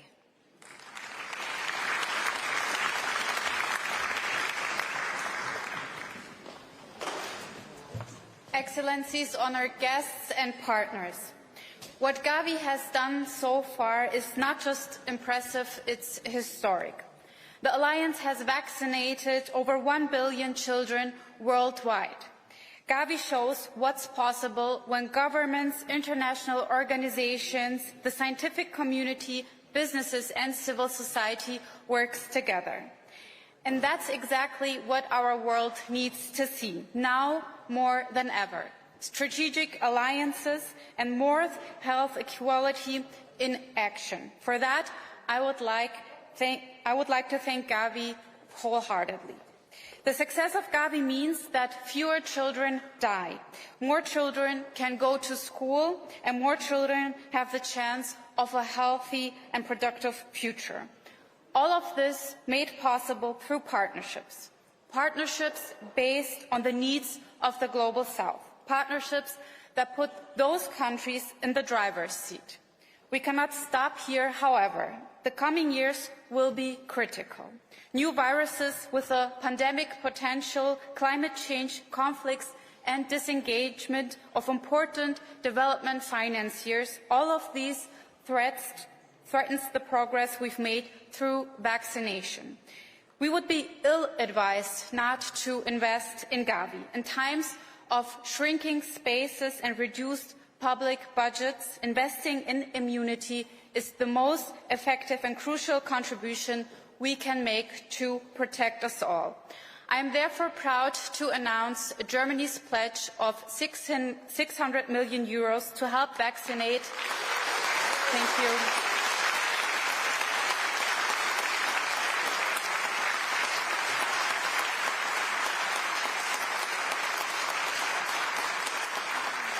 To help vaccinate an additional 500 million children and save over 10 million of lives worldwide. Because health is a human right and vaccines are one of the most powerful tools for making that right a reality. Thank you.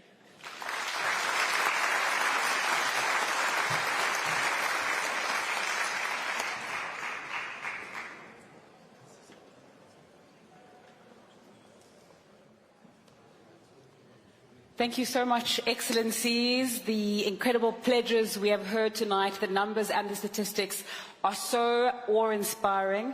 I think the quote that we heard earlier on that said, while others are stepping back, we are stepping up, really captures the spirit of all our partners, friends and donors here tonight. Thank you so much. A final round of applause, please, for all the incredible pledges and numbers we heard earlier today.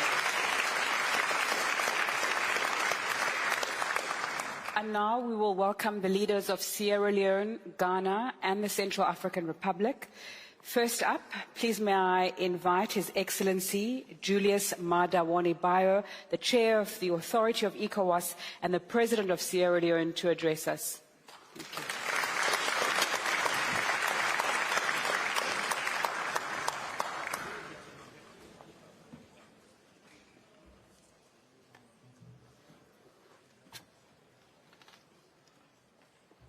Your Excellencies, distinguished delegates, fellow advocates, I bring you warm greetings from Sierra Leone on the West African coast. I'm from every corner of the world where the cry for health equity still rings out. It's an honor to join all of you at this very important summit, where global leaders come together with a unified purpose. That is to protect the health and prosperity of future generations. Today, I assert one truth that we can no longer ignore. Health through immunization is a privilege. It's not a privilege, it's a right for us all. No child should be denied the protection that science provides. No parent should have to witness their child suffer from a preventable disease. Immunization is one of humanity's greatest public health achievements, yet its benefits are still not evenly distributed. When a child dies because of the lack of vaccine, they are denied opportunities for life, growth, and advancement. This is not only a failure of health systems, but also a failure of justice. In Sierra Leone, immunization is at the core of our national development agenda. It is how we safeguard the future, child by child, vaccine by vaccine. Over the years, we have significantly expanded access to life-saving vaccines. For instance, to protect our children, we have introduced the malaria vaccine and rolled out the human papilloma virus, HPV, vaccines for girls. Today, we are proud to maintain over 90% coverage of key childhood vaccines in Sierra Leone, one of the highest in the region. These achievements have led to significant impacts. Child mortality has decreased by more than half, and our communities are healthier, stronger, and more resilient. Behind every statistic lies a story. A child protected from disease, a family spared from grief, and a health worker empowered to serve. Yet, as we advance, new threats emerge. Earlier this year, Sierra Leone declared an mpox outbreak. Our response drew on hard-won lessons from Ebola and COVID-19 pandemic, emphasizing early detection, rapid coordination, and strong community engagement. We are once again reminded that establishing health security is an ongoing business and never truly finished. As global aid continues to change, Sierra Leone remains steadfast in its commitment. We are increasing domestic investment in healthcare, exploring innovative financing solutions, and remain committed to global partnerships. As you all know, no country or institution, no matter how determined, can accomplish this alone. As I conclude, honorable delegates, I applaud the importance of Gavi's new 5-year strategy, 6.0, which aims to increase access to vaccines and strengthen health systems in low-income countries, thereby improving equity in immunization delivery. I want to express my gratitude to our host, Gavi, the European Union, the Bill and Melinda Gates Foundation, for bringing us together at this all-important meeting. They have reaffirmed the important truth that immunization is not only a health issue, but also a foundation for equity, stability, and shared prosperity. We must therefore protect the gains we have made and push even further. No child should suffer or die because of where they are born, what their families earn, or the circumstances they did not choose. A healthy child is not only a sign of progress, it is a promise of the future. When we invest in healthcare, we invest in education, productivity, and peace. We break the cycle of poverty and open doors to possibility. I implore, therefore, everyone to reaffirm our commitment to building a world where every child has access to the full protection of immunization.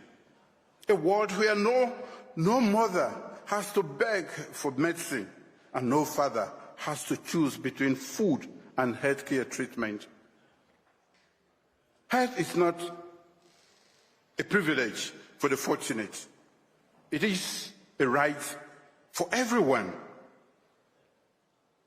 And the promise of vaccines must reach every corner in every part of the world, and we should make sure that happens. Thank you all.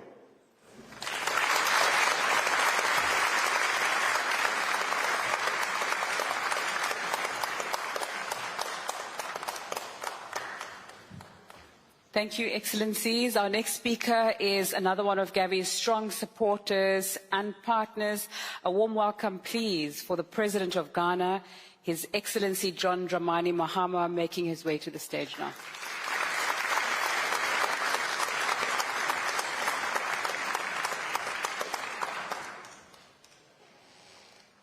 Thank you very much.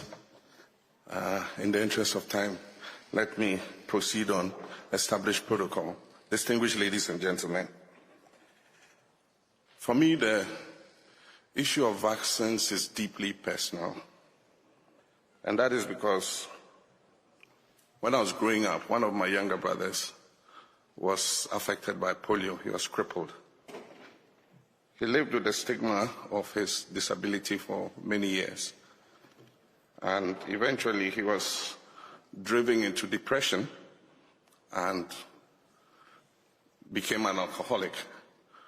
And he died from alcohol poisoning. I'm having to look after the 2 children he left behind.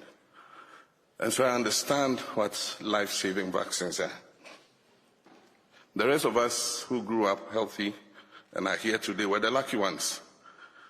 And we grew up in a period where access to vaccines was close to zero in our part of Africa. Today, Gavi has changed all that and giving hope to millions of children. Across the world, many children are growing up to become responsible citizens of their communities because their lives were saved by Gavi's immunization. In Ghana, we're proud to be partners with Gavi, and I'm proud to say that in partnership with Gavi, Ghana has achieved 97% immunization coverage.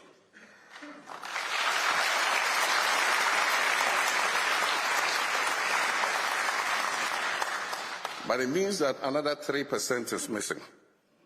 And we're working hard to find those 65,000 children who are in remote areas that are difficult to reach. And I know that working with Gavi, we will be able to find those children and also give them the life-saving vaccines. Ghana is a lower middle income country, and so our partnership with Gavi is one of co-finance. And I'm proud to say that over the recent years, we've spent almost $67 million on vaccines in partnership with Gavi.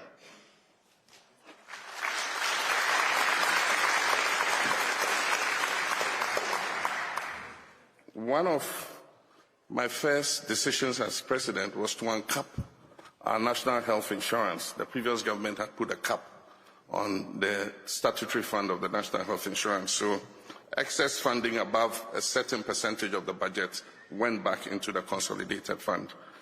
By uncapping the national health insurance, we've been able to give the insurance fund more than 3.5 billion cedis more. And so this has enabled the health insurance fund that puts up the funding for our partnership with Gavi to be able to front-load $20 million for our co-finance partnership with Gavi this year. So on behalf of the children, I want to say thank you to Gavi.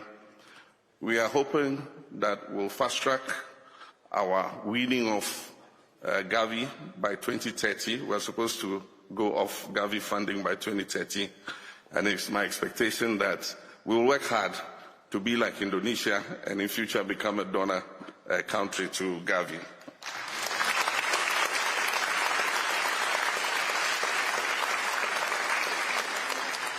On behalf of the children of Ghana, I want to say thank you to Gavi. We appreciate and we're proud of your partnership, but more so to say thank you to the countries that have just made significant pledges to the replenishment of Gavi. And I'm taking back the slogan, while others step back, we step up. Thank you very much for what you're doing. But to conclude, let me put the Gavi replenishment in context.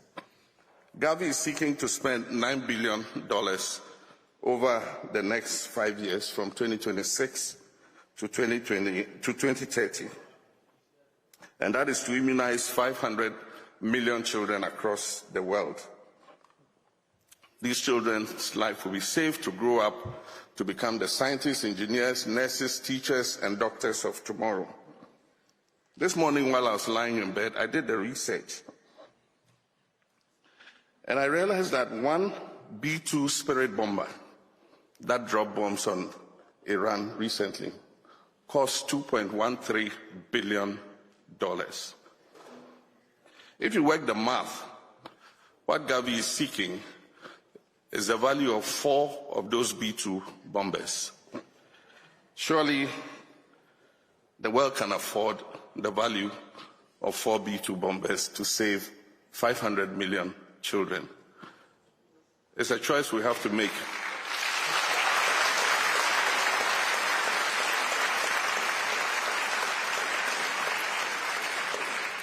It's a choice we have to make between taking lives and saving lives. And I'm sure that we will save lives instead of taking lives. And so, on behalf of the children of Ghana, I say thank you to Gavi. I say thank you to all who have pledged today. Thank you very much. God bless you.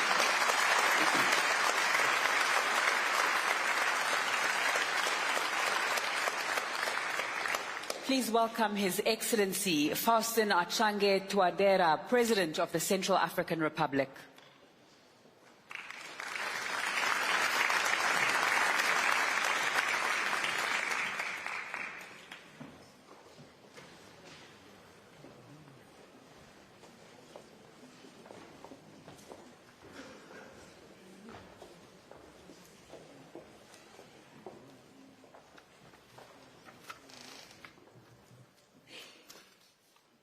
Excellences, Madame la Directrice Générale de Gavi, Mesdames et Messieurs, c'est avec un sens d'agréable devoir empreint de gravité que je prends la parole aujourd'hui au nom du peuple centrafricain pour exprimer notre profonde gratitude envers l'Alliance mondiale pour les vaccinations et l'immunisation Gavi, et pour réaffirmer de façon solennelle notre engagement commun en faveur de la vaccination universelle. Depuis 2002, la République centrafricaine bénéficie du soutien précieux de Gavi. Grâce à cette alliance, nous avons pu introduire et rendre accessibles des vaccins vitaux contre la diphtérie, la coqueluche, le tétanos, l'hépatite B, la rougeole, la poliomyélite, la fièvre jaune et plus récemment le vaccin contre le paludisme. En dépit des défis liés à la crise sécuritaire qu'a connue mon pays et à la fragilité de notre système de santé, Gavi est resté un partenaire technique et financier constant et fiable. Les résultats sont là. En 2016, à peine 48% des enfants centrafricains recevaient les 3 doses du vaccin pentavalent. En 2024, ce taux a atteint près de 71%, une progression remarquable dans un contexte difficile. La couverture vaccinale contre la rougeole est passée de 52% en 2016 à 70% en 2024, réduisant significativement les flambées épidémiques. Grâce au soutien de Gavi, plus d'1 200 000 enfants ont été vaccinés au cours des 5 dernières années, sauvant ainsi des milliers de vies et renforçant notre sécurité sanitaire. À travers ces subventions, Gavi a permis à notre pays d'acquérir, d'installer et de déployer des équipements modernes de chaînes de froid dans 80% de nos formations sanitaires, et ceci même dans les régions les plus reculées, offrant ainsi un acquis durable pour notre système de santé. La République centrafricaine, avec 43 000 premières doses du nouveau vaccin antipaludique R21, avec 120 000 doses supplémentaires en cours d'acheminement, est l'un des premiers pays au monde à utiliser ce vaccin dans son programme de vaccination de routine. Ce vaccin viendra compléter les efforts de prévention et de traitement avec l'espoir de sauver des milliers de vies supplémentaires chaque année. La pandémie du Covid-19 nous a enseigné une leçon vitale. Face aux grandes crises sanitaires, aucun pays n'est à l'abri. Seule la solidarité internationale permet de faire face aux grands problèmes de santé publique et d'améliorer la santé de nos concitoyens. Ainsi, la vaccination déployée grâce à des efforts conjoints a permis de mettre fin à cette pandémie et ses conséquences dévastatrices ressenties dans tous les secteurs de la vie. Fort heureusement, Gavi, à travers l'initiative COVAX, a permis aux pays comme le mien d'avoir un accès équitable aux vaccins contre la Covid-19. Pourtant, malgré ces avancées, les besoins restent immenses, tandis que le monde traverse une période d'instabilité géopolitique, économique et climatique, aggravant les risques et la vulnérabilité des populations et occasionnant la raréfaction des ressources. Mais nous ne pouvons pas baisser les bras. En République centrafricaine, le contexte de fragilité ne constitue pas une barrière à l'immunisation universelle. Ainsi, plusieurs innovations sont mises au point pour étendre l'accès aux services de vaccination avec une emphase sur la mobilisation et la responsabilisation des communautés, la digitalisation et l'élimination des inégalités liées au genre. Nous comptons sur l'appui technique et financier de Gavi pour la réussite de ces innovations. Soutenir la vaccination à travers Gavi n'est pas une option. C'est une responsabilité à la fois morale, politique et économique. Chaque dollar investi dans Gavi est un pas vers un monde plus stable, plus équitable et plus sûr. Un monde où un enfant a les mêmes chances de vivre et de grandir en bonne santé, quelle que soit sa résidence. La République centrafricaine plaide avec foi et conviction pour une mobilisation ambitieuse et durable des ressources en faveur de Gavi pour les 5 prochaines années. Dans cet esprit, je suis heureux d'annoncer que la République centrafricaine s'engage à faire une contribution d'1 million de dollars américains pour les 5 prochaines années.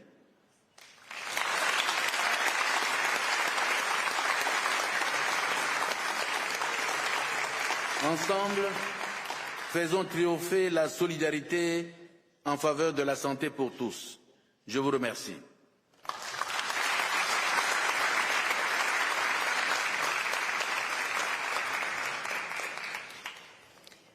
Merci beaucoup, Monsieur le Président. Thank you, Your Excellencies, for those powerful reflections that we've just heard. Thank you, and those pledges. Please join me, ladies and gentlemen, in welcoming to the stage the Director General of the World Health Organization, Dr. Tedros Adhanom Ghebreyesus, followed by the Executive Director of UNICEF, Catherine Russell. Welcome to the stage.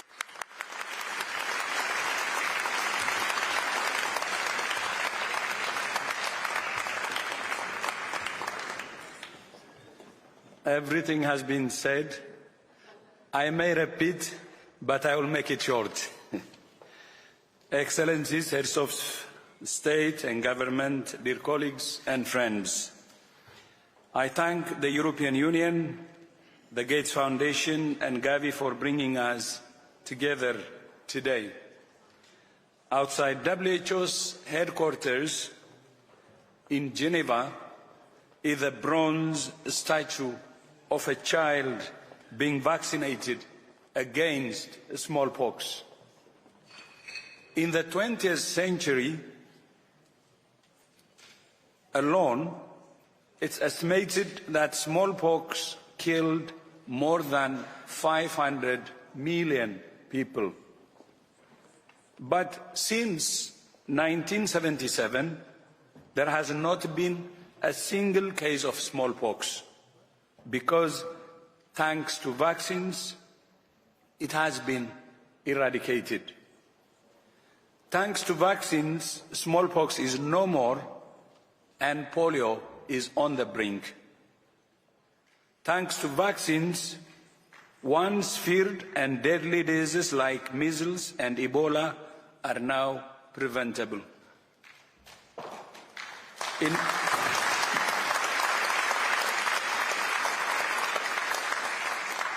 And as you know, since the advent of the expanded program on immunizations 50 years ago, since 50 years, vaccines have saved an estimated 154 million lives. And since 2000, that's the birth of Gavi, under 5 mortality has dropped by more than half, thanks largely to the power of vaccines. At the World Health Assembly last month, the nations of the world made history by adopting the WHO pandemic agreement. One of its key elements is equitable access to vaccines. Gavi's new strategy is its most ambitious yet. It seeks to protect more people against more diseases faster than ever before, and will be key to achieving the Immunization Agenda 2030. As we all know, we face many challenges. Drastic cuts in aid, coupled with misinformation about the safety of vaccines, threaten to unwind decades of progress. We live in a world in which nations seem more intent on harming than helping each other. I think President Mahama has already given an example. Our children should not be the ones to pay the price. Vaccines save lives. They allow individuals, families, communities, economies, and nations to flourish. To put it simply, Gavi's success is the world's success. And that's why a fully funded Gavi is essential for a healthier, safer, and fairer world. And I would like to take this opportunity to thank all those who have pledged today, and I hope this will continue and Gavi will be fully funded. Thank you so much. Thank you.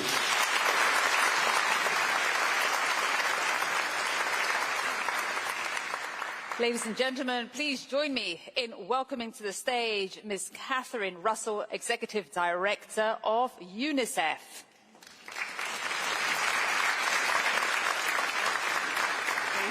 Thank you very much, Excellencies, distinguished guests, esteemed colleagues. It's very good to be here with you. Thank you all for your patience and sticking it out this long. And I always love following Dr. Tedros, my great partner at the UN. So every child deserves the best chance at life.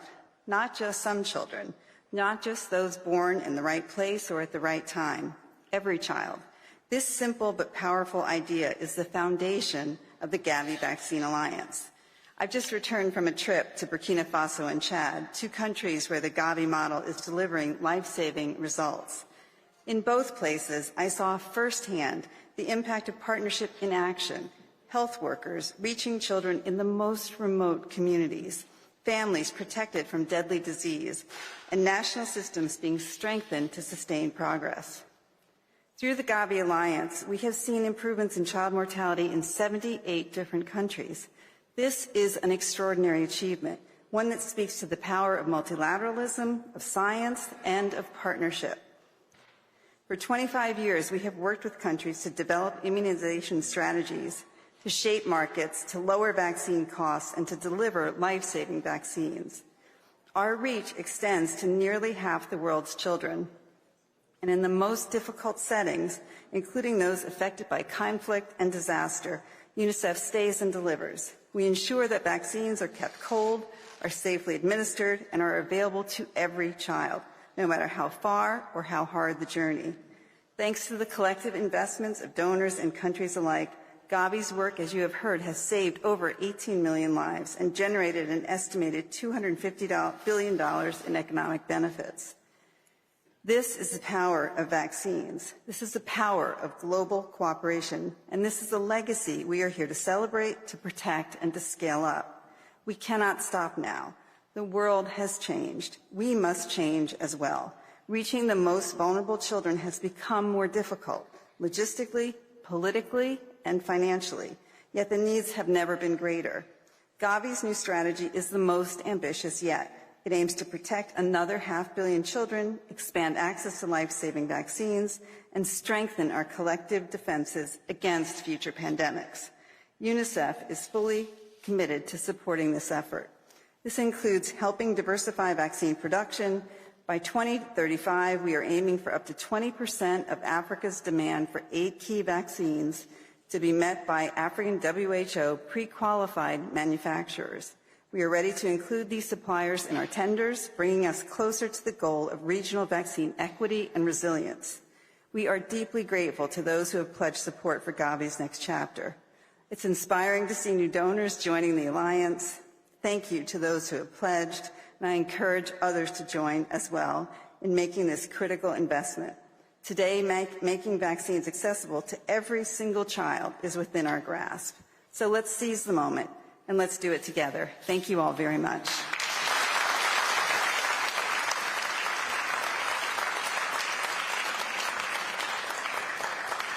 Thank you so much indeed to Catherine Russell and Dr. Tedros for those powerful reflections. What an honor indeed to have you both here.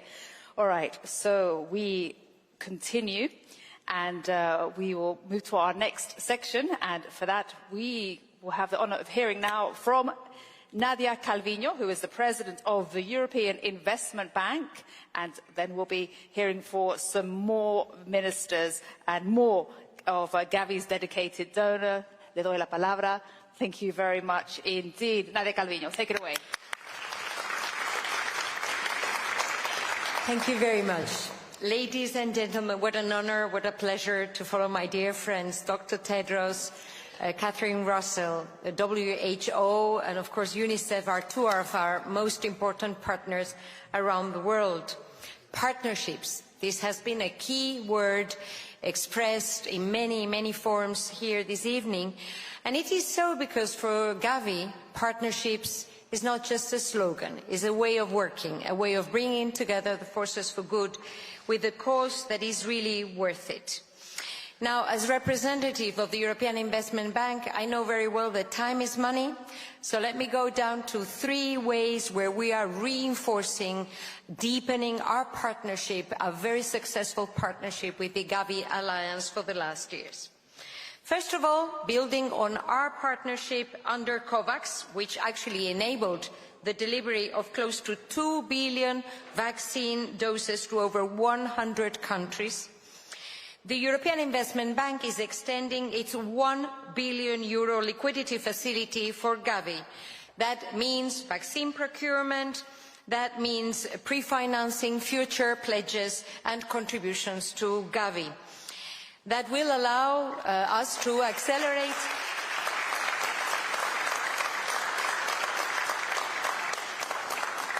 That will allow Gavi to accelerate routine immunization, outbreak responses. So, in a nutshell, this means turning the pledges that we have heard tonight into real money. This means making projects possible on the ground. Now, secondly, the European Investment Bank stands ready to work with all sovereign donors that have also spoken here tonight and those that will follow, to support their contributions to Gavi's replenishment. In an area where multilateralism is being criticized, I think it's more important than ever that we build bridges and that we show that acting together we can really make a difference. And thirdly, we want to also contribute to boosting vaccine production on the ground, local vaccine production. This is critical. Many have already said how Africa accounts for 20% of the world's population, but produces just 0.1% of its vaccines. This must change, and the European Investment Bank is proud to partner with Gavi's African Vaccine Manufacturing Accelerator so that we can support African manufacturers to become future Gavi suppliers. In South Africa, for example, our support for Biovac is expected to increase annual production in Cape Town to 500 million doses, enabling the manufacturing of both viral and bacterial vaccines and strengthening Africa's resilience to future pandemics. And this is not just investment in infrastructures. As many have said it this evening, this is investment into hope. So let me close with these thoughts, because countries everywhere need the resources to identify new disease outbreaks, to respond quickly, and the European Investment Bank, as a proud member of Team Europe, will work shoulder to shoulder with Gavi and our global partners, many of whom are represented here today, because just by joining our forces can we succeed in facing the challenges ahead. And I'm really proud to be at the helm of the European Investment Bank, an institution that is fighting for global health, because, dear friends, in today's geopolitical context, let me tell you, this is the good fight. Thank you very much.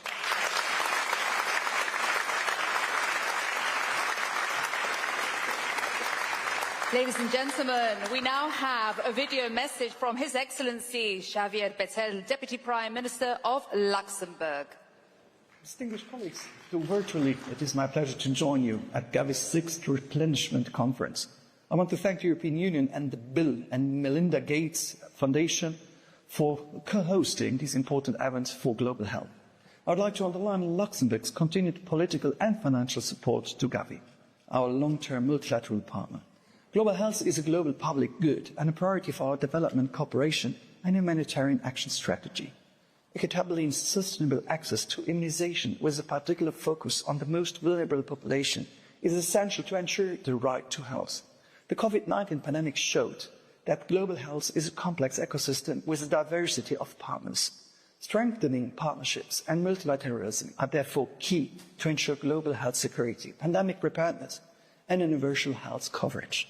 Luxembourg supports the current reforms of the global health architecture, including the need to design innovative financial instruments and local manufacturing of health products.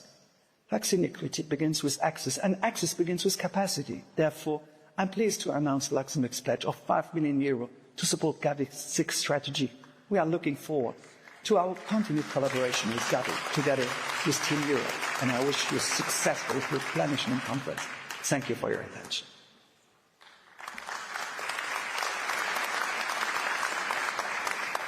Ladies and gentlemen, we now welcome to the stage His Excellency Åsmund Aukrust, Minister of International Development from Norway.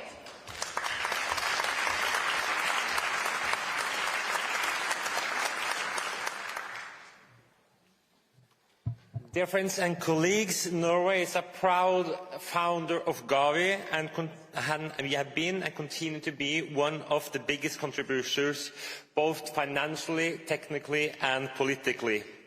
The world has seen tremendous results of Gavi's work. Norway's contribution alone has contributed to saving 1.9 million lives. The fundamental principle of Gavi is that we are stronger together. The best protection against outbreaks of pandemics is a healthy global population with access to health services, including childhood vaccination. Global health initiatives like Gavi, the Global Fund and the Global Financing Facility has been instrumental in reducing diseases burden and premature deaths in developing countries. We are living in challenging times. We are living in a world where there are less funding for development. Therefore, we also need to look into new ideas. This includes new opportunities for global health initiatives to work in partnership to better align and to integrate their activities in accordance with national health plan and priorities. This is in line with the Lusaka agenda, which suggests a focus on primary health care, equity in health, domestic health financing, as well as local production of medicines and vaccines. Norway remains a strong supporter of Gavi and the Global Fund. We expect all global health initiatives to make their operations and administrations more efficient, to collaborate better and remove duplication functions, both at a global and at a country level. Let me also highlight a particular challenge that the world is facing: women's and girls' sexual and reproductive health. They are under pressure both financially and politically, and I welcome Gavi's and the Global Fund's very crucial role also in this area. Norway, we are stepping up for international solidarity. We are increasing our support for development assistance. Our government are achieving 1% of our income into development assistance. Therefore, I am also happy to announce Norway's new contribution to Gavi for the period for 26 to 30. We are contributing with at least 5 billion Norwegian kroner, and combined with our commitments through IFIMs on 3.1 billion kroner, combined this will make at least 8.1 million Norwegian kroner, or approximately $800.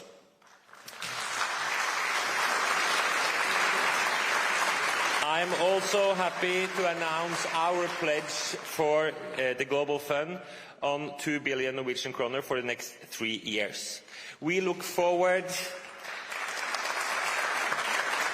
to continue to play an active role of the boards and committees of both organisations to ensure and reform the global health architecture for benefit the most vulnerable population in the world. Thank you.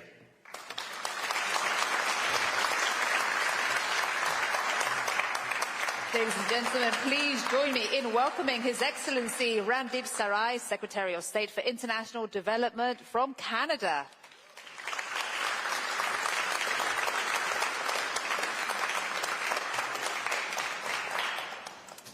Good evening, bonsoir, Your Excellency, distinguished guests. Let me begin by thanking our hosts, the European Union, the Gates Foundation, and Gavi, the Vaccine Alliance, for bringing us together with a common mission to protect the world's children from infectious diseases. As we all know, vaccines are one of the world's most effective, evidence-based health interventions.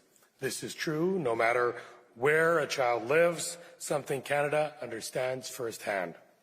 This year, we've seen our largest outbreak of measles in decades, causing worry to many Canadian families about the risk of their young children. It's been a stark reminder that the benefits of investing in immunization programs far outweigh the costs. Because by reducing the global spread of disease, we help children everywhere stay healthy.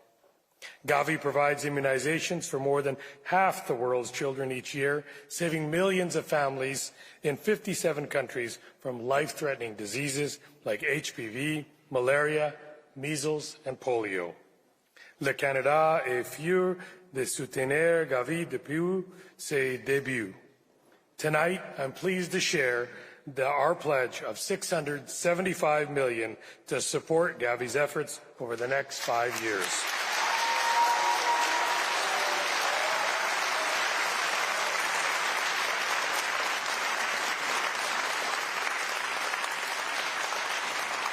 This funding will help Gavi protect the world against future pandemics and disease outbreaks, as well as strengthen health systems and global health security.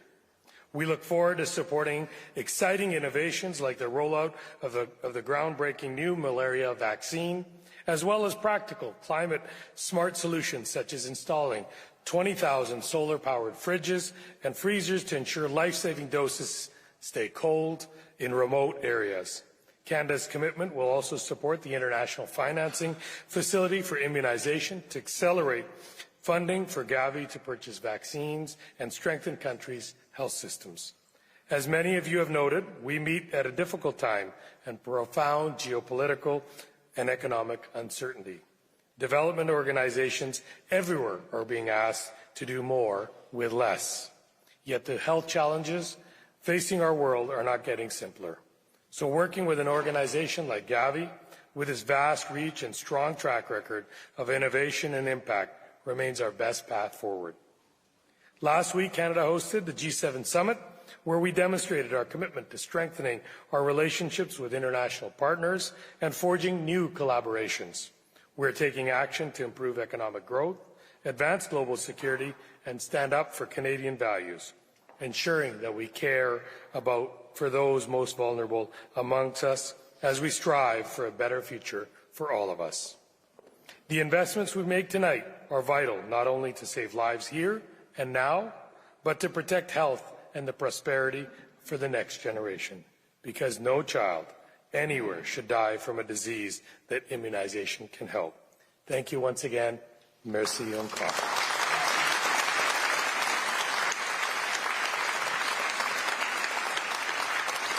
Ladies and gentlemen, please join me in welcoming to the stage His Excellency Hisashi Matsumoto, Parliamentary Vice Minister for Foreign Affairs from Japan.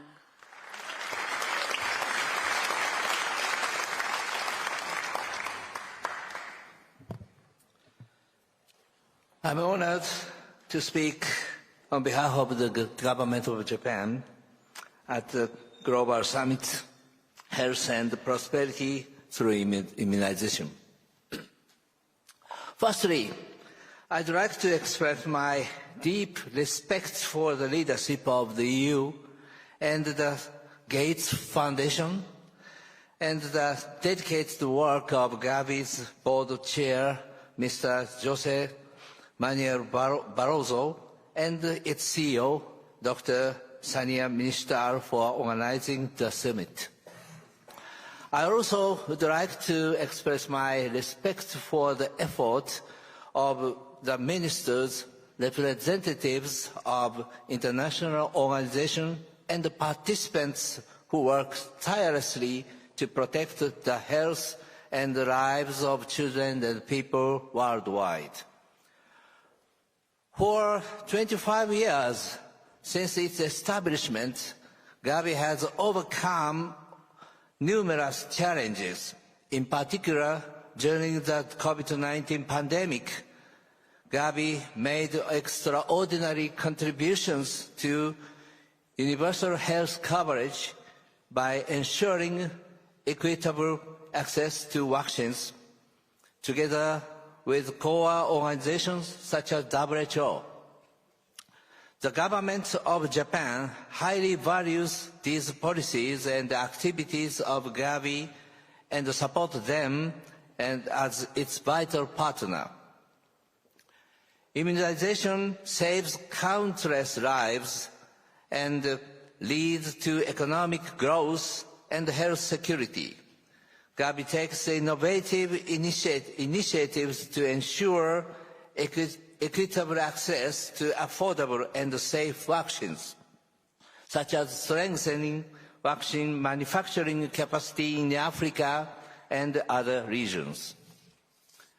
We are proud to contribute to these efforts, and we also expect that Japanese dengue and mpox vaccines, Japanese high-tech solutions, for example, fingerprint identification for vaccination records for infants, and the new vaccines developed by Japanese companies in the future will play even greater roles in the Gavi's work.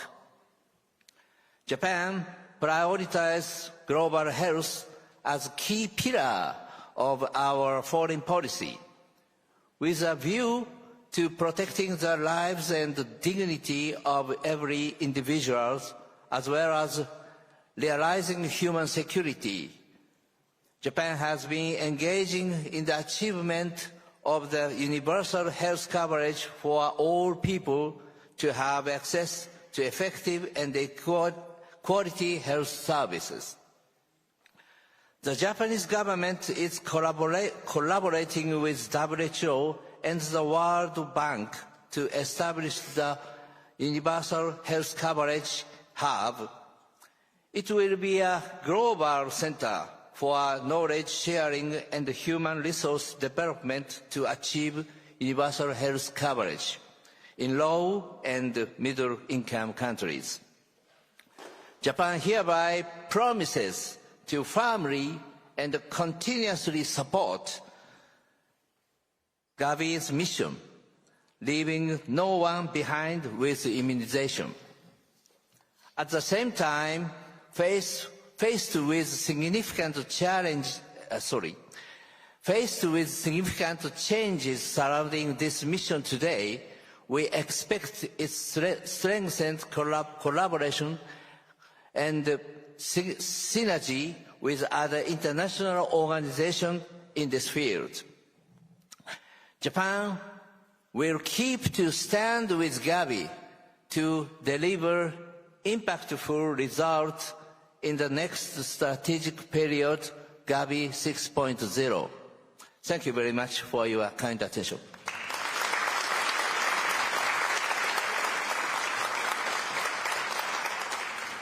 Ladies and gentlemen, please join me in welcoming now to the stage His Excellency Mr. Ki Hwan Kwon, Deputy Minister for Multilateral and Global Affairs from the Republic of Korea.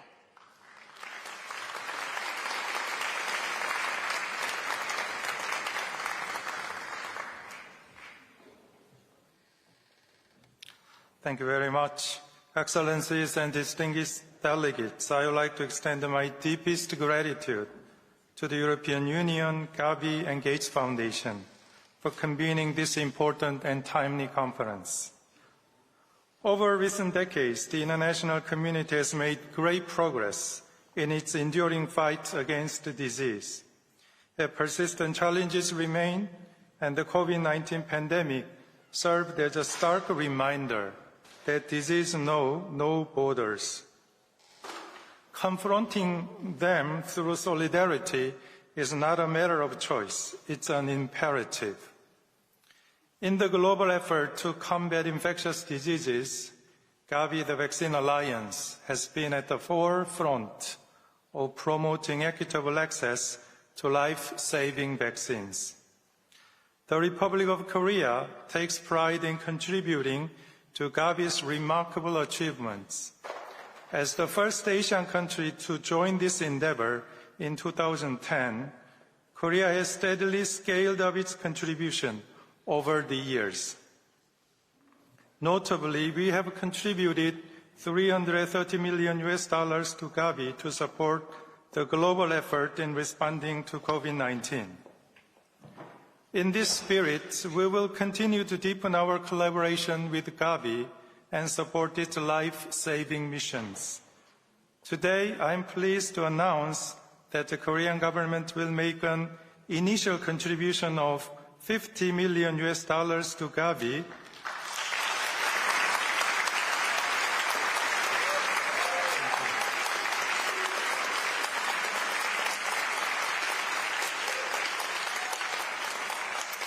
for its 6.0 strategic period, with a view to providing additional support going in the years ahead. We encourage Gavi to strengthen collaboration with innovative and cost-efficient partners to enhance preparedness for future pandemics. The Republic of Korea remains committed to supporting Gavi and will continue to engage in global partnerships for a healthier, safer, and more secure future. I thank you very much.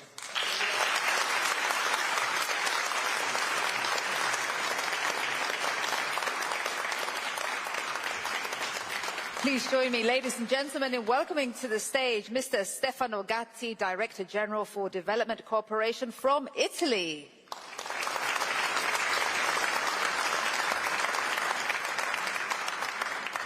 Good evening. It's late, but never too late, to pledge for Gavi. So I have been asked by Deputy Prime Minister, Minister of Foreign Affairs of Italy, António, to deliver his personal brief message to this conference. This is the message.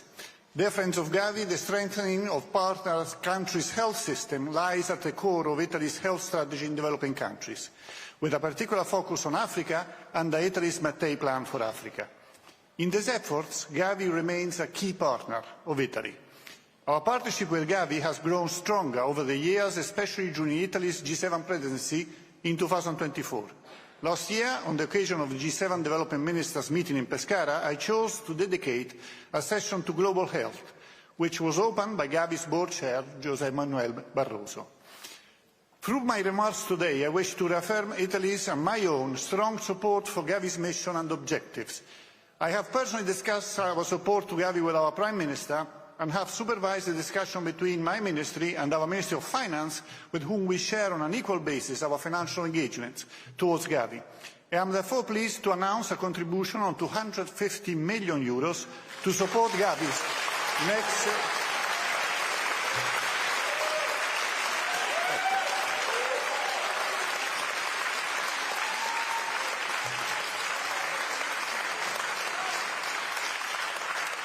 I told you it's late, but never too late. This represents a 25% increase compared to our financial commitment for the previous cycle. We stand ready to continue working together to ensure that the right to health becomes a tangible reality for all. António Tajani. Thank you.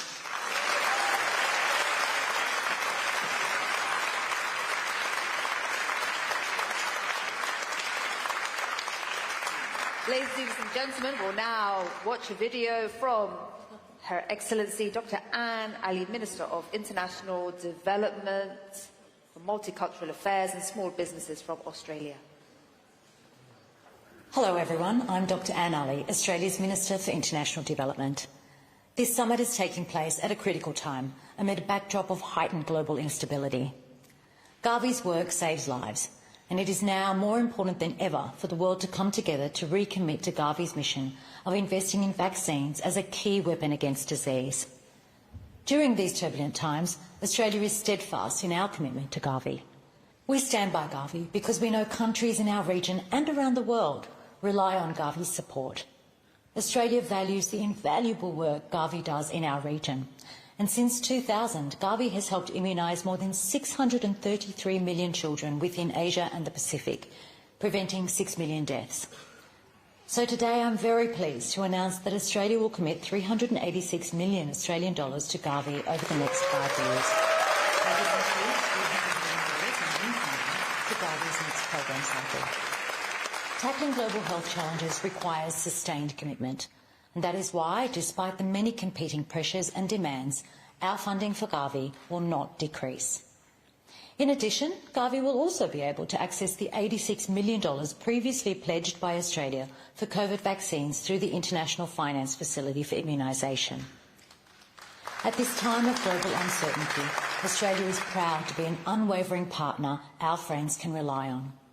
And by working together through the Gavi Alliance, we can promote innovation and equitable access to new and more effective vaccines. Now, I can't wait to see what Gavi will accomplish in its next program cycle. I want to thank our hosts, the European Union and the Gates Foundation, for your leadership in convening this summit. And thank you also to all the partners for your contributions to Gavi's mission.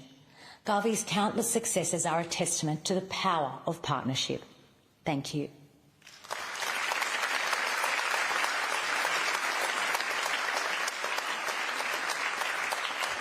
And now, ladies and gentlemen, let's welcome to the stage the Honourable Sri Jagat Prakash Nada, Minister of Health and Family Welfare from India.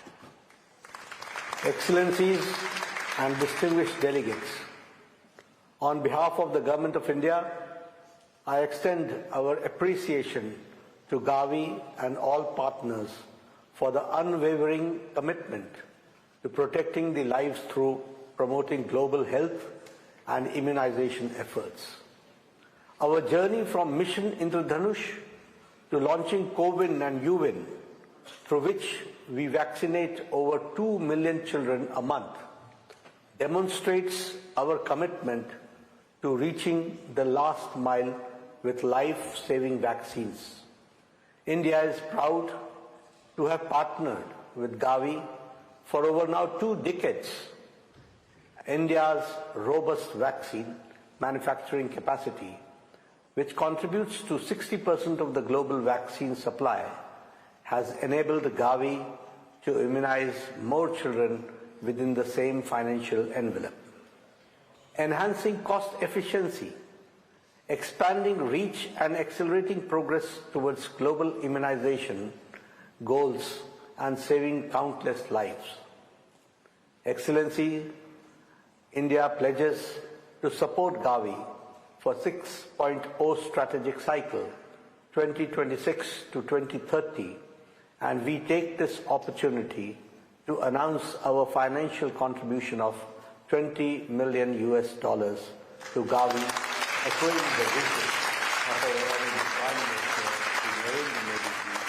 for fulfilling India's role as Vishwabandhu, a trusted partner to the world. This contribution reflects India's reaffirmation of our steadfast commitment to building resilient, inclusive, and equitable health systems globally. Immunization remains a powerful tool of hope, equity, and global solidarity. As we move forward together, let us strengthen our collective efforts to ensure that every child has access to life-saving vaccines and a healthier future. Thank you very much.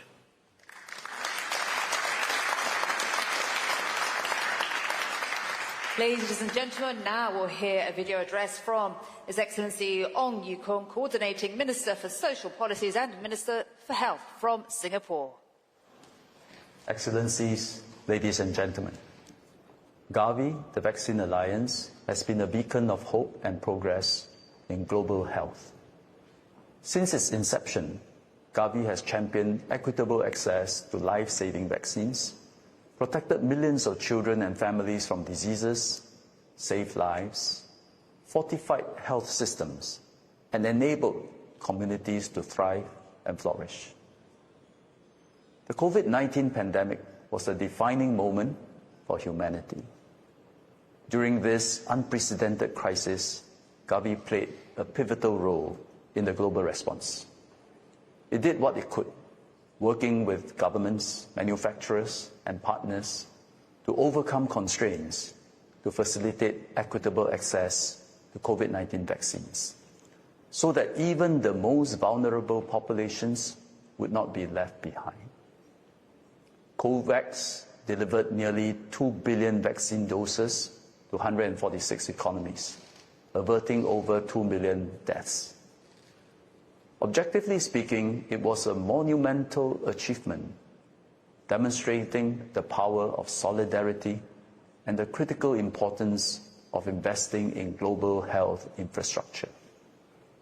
Yet, Gavi faced its share of criticism that it could have done more, that it could not totally eradicate vaccine inequality between economies. Sometimes it is not easy to be on the side of good. It takes courage and a strong sense of mission and purpose. Gavi has done this, and it deserves our strong support. This is why Singapore has been supporting Gavi. We first became a Gavi donor in 2020 during the COVID-19 pandemic, contributing $5 million to the Gavi COVAX AMC. As co-chair of the Friends of the COVAX facility, we work together with other self-financing countries to support the design, financing, and governance of COVAX. Singapore has also donated 1.6 million doses of our vaccine allocation through COVAX in 2021. We will now further support Gavi's investment case with a contribution of $1 million for the 2026-2030 cycle. We commend Gavi's bold strategy for the next 5 years. Singapore stands united with Gavi and many others in this effort, confident that through our collective contributions, we can build a healthier, safer, and more prosperous world for all. Let us continue to work together to ensure that no one is left behind, and that every individual, everywhere, has the opportunity to thrive. Thank you.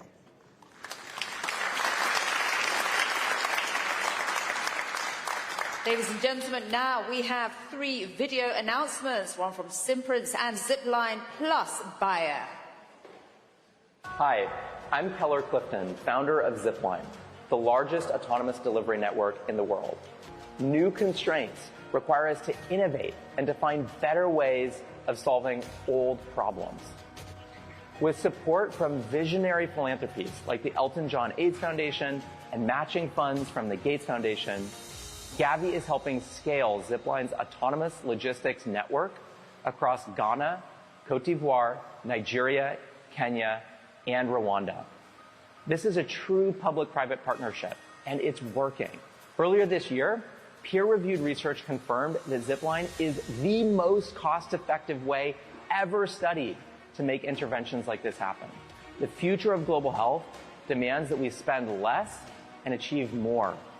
In a world shifting from aid to trade, public-private partnerships like this are becoming a blueprint for how we can create capacity, jobs, and independence across Africa.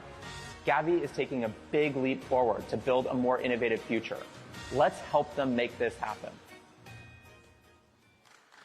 Globally, nearly 1 in 4 children born today have no formal record of their existence. This makes tracing vaccines to unique children challenging, both for health workers delivering immunizations, but also health officials using data to close coverage gaps.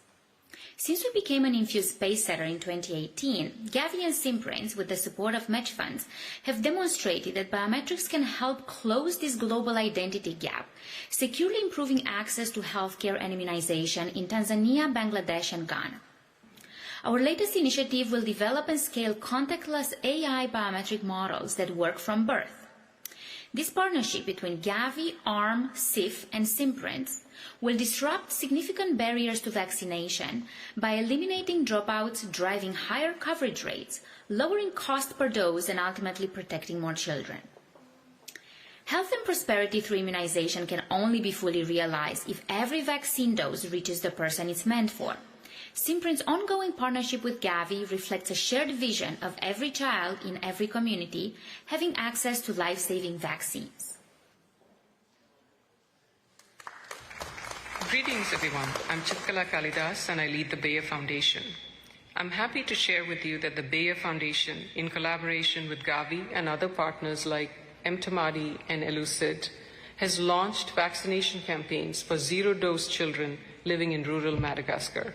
And we are also in the process of scaling an innovative social business model that would enable cocoa farmers in Ghana to gain free access to high-quality healthcare.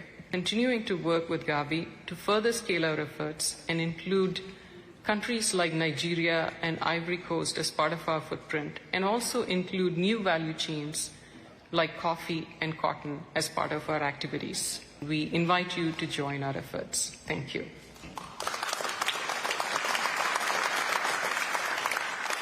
Ladies and gentlemen, please join me in welcoming to the stage Mick Sheldrick, co-founder of Global Citizen. The floor is yours.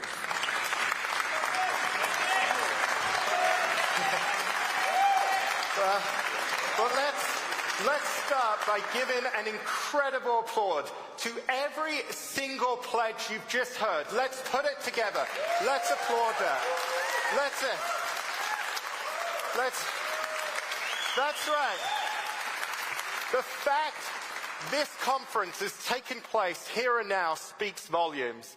There's other summits taking place right now in the world that are preparing for the worst. But what this summit is about, this is about our best hopes for a better tomorrow. This is about placing a bet on the dreams, the aspirations, the hopes of millions of children. That's what's happened today. You can see it in the pledges. And the Honourable Prime Minister of Greece, he summed it up himself. He said it speaks volumes that you've had prime ministers and presidents travelling from NATO, taking time out of their busy schedule to showcase what this means. The President of Ghana wowed us with his incredible personal story. I hope I wasn't the only one moved by that when he shared his brother's story. He shared how, thanks to Gavi, growing up as a child in his country has transformed from basically, the luck of the draw when you're born to a real shot, a real chance at life. This is Gavi over 20 5 years. And so with that in mind, I've got 2 special announcements I'm going to make this evening before we wrap up, so please don't go. And by the way, Global Citizen, we're known for action taking, so I'm going to ask one action for you tonight. Pull out your phone. If you have any friends at the bar or who are about to leave in the bathroom, tell them to come back, because our next speaker you don't want to miss. It gives me incredible pleasure to announce and summarize the pledges you've heard this evening. Please welcome an incredible role model, a heroic leader, the chair of Gavi, affectionately known as the Professor. Please give it up, give him an incredible welcome, Professor Barroso.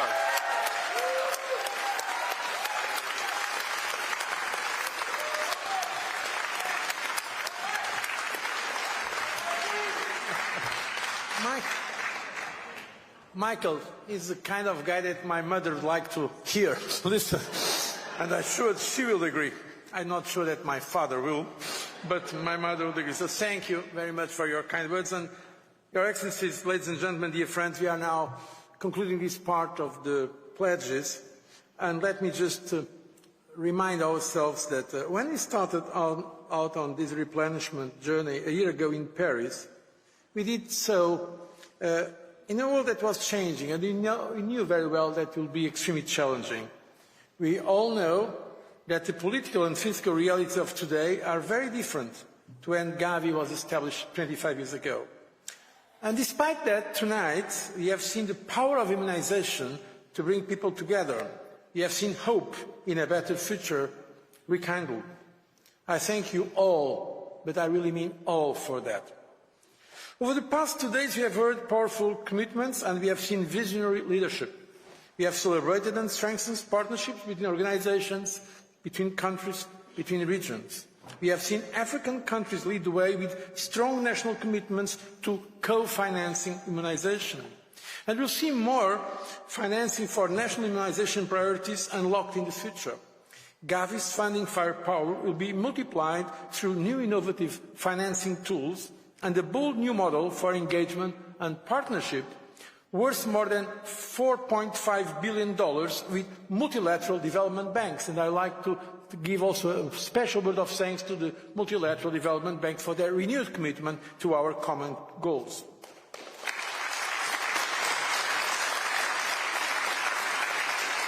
We have seen our partners from industry step up with new innovations to push the boundaries of what is possible in vaccine delivery in even the most hard-to-reach communities.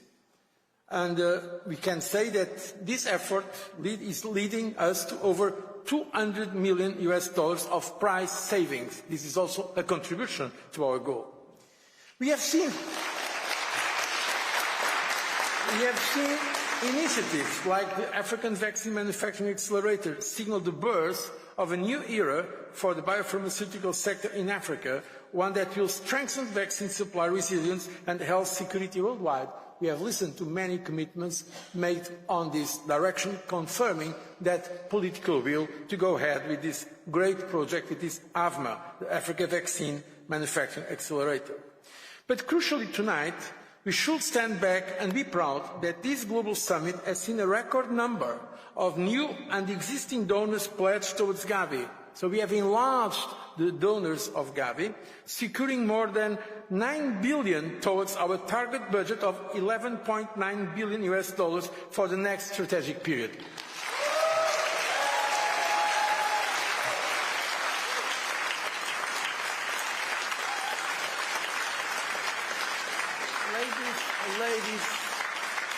Ladies and gentlemen, let's be absolutely honest from an intellectual point of view.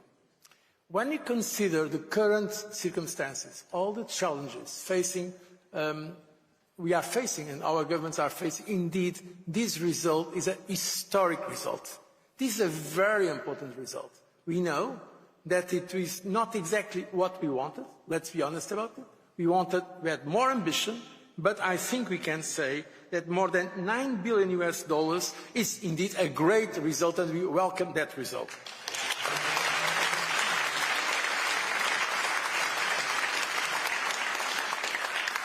some donors, and we heard also some of them, were unable to pledge support today due to domestic cycles, so democratic cycles, internal issues, but we know, and I am absolutely sure about this, that those promises to come very soon with pledges are real, sincere promises, and they will keep them. So in fact, this is not yet the end of the journey for pledging what happened today. It's very encouraging to see that they are committed to go further, and they gave us clear assurances, some of them during the meeting today here, that they will come very soon with formal pledges, that they could not come now because of democratic procedures in the respective countries. I would like also to highlight that we have welcomed more than 25 individual sovereign pledges, including at least 5 from first-time donors, and this is also something we should celebrate.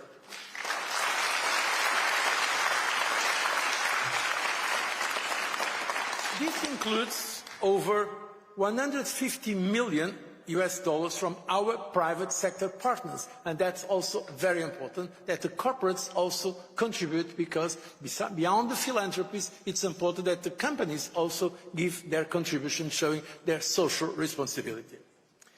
Taken all together, this is a powerful testament to the commitment that immunization inspires. Despite the economic and political challenges that are changing the face of global health, it is heartening that Gavi and Gavi's purpose continues to inspire support. 1 year since we set out in Paris, we arrive at a new era for Gavi and for global health. We will set out on that new era together. We will face difficulties together. We will overcome the challenges ahead together, and we will achieve that brighter, healthier future that we all want for the next generations. At Gavi, our preparation for the next 5 years will enter a new phase as we digest tonight's events, and with a renewed and reinvigorated Secretariat, we forge ahead to deliver our bold and ambitious strategy.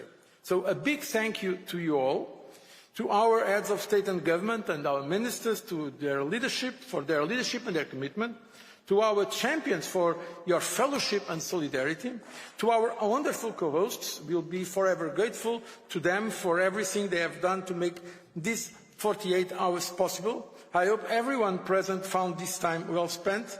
To the question, yes or no to the future, I heard a very strong, resounding yes. Yes to a future of health and prosperity through immunization. Thank you all very much.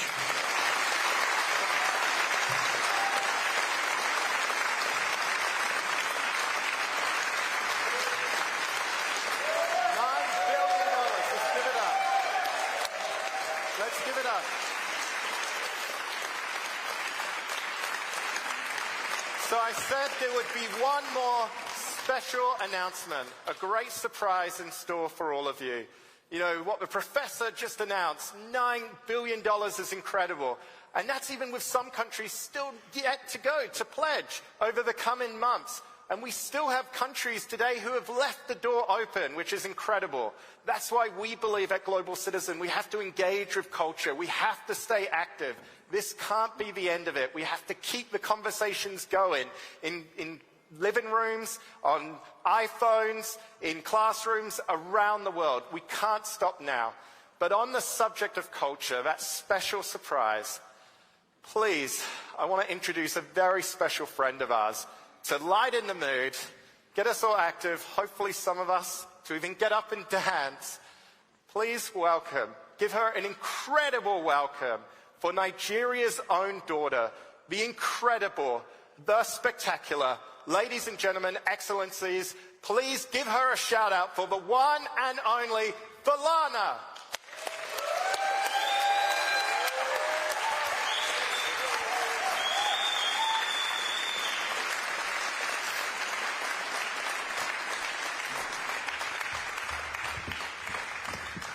Good evening, everyone.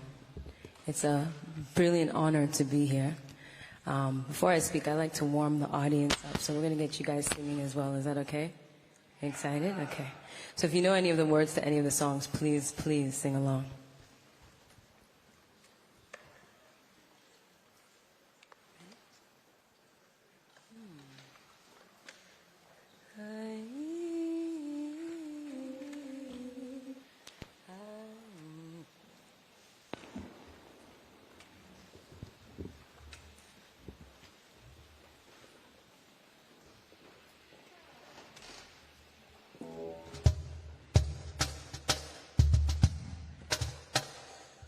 you ready? So I guess while we're getting our instruments set up, it's a beautiful privilege to be here this evening. I feel very honored, and I just feel particularly honored because we're in a world right now that there's so many dark things happening in the world around us, but we're here in a moment where there's so much hope. We're pledging into the future, we're pledging into children and prosperity and immunization and access to health, which I think is so beautiful. So I just wanted to congratulate everyone in this room for being here for such a momentous moment. So thank you so much.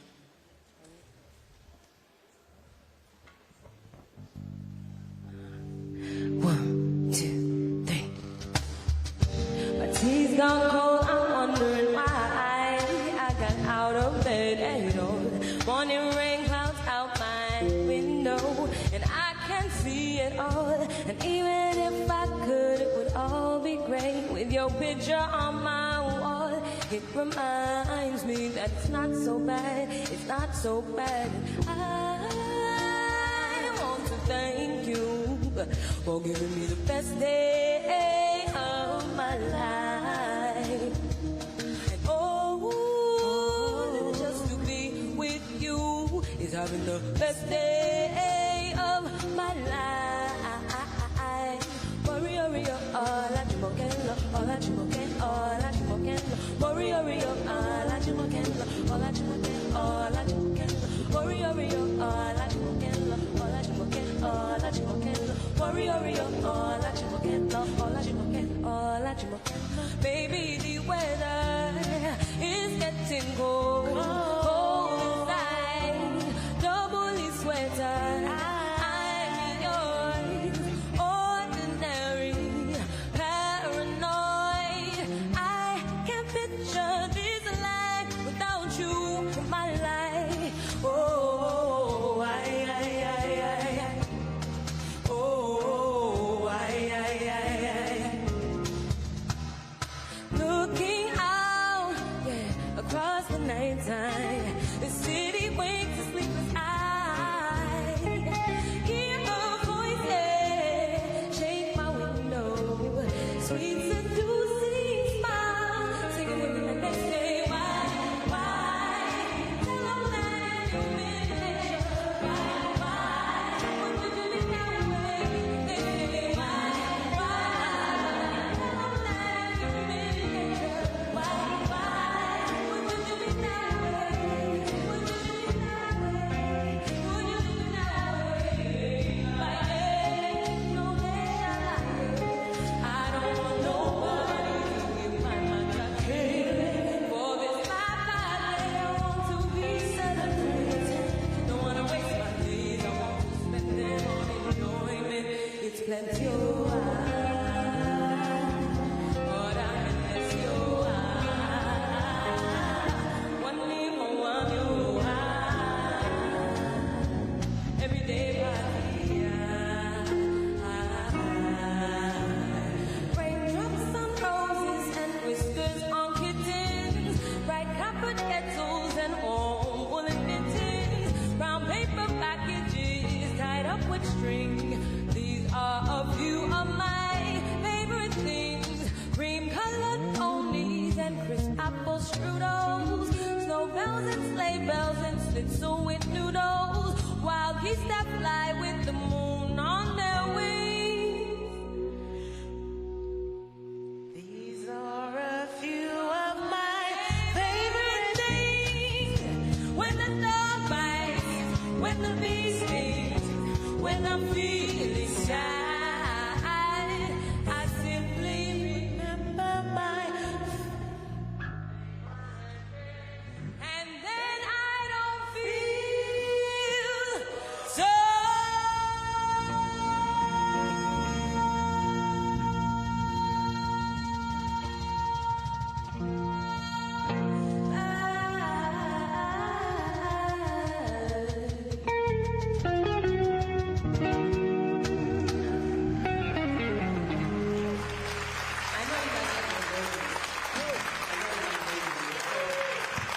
This next song is a very important song to me, and I want to enlist your help once again. Are we okay with that?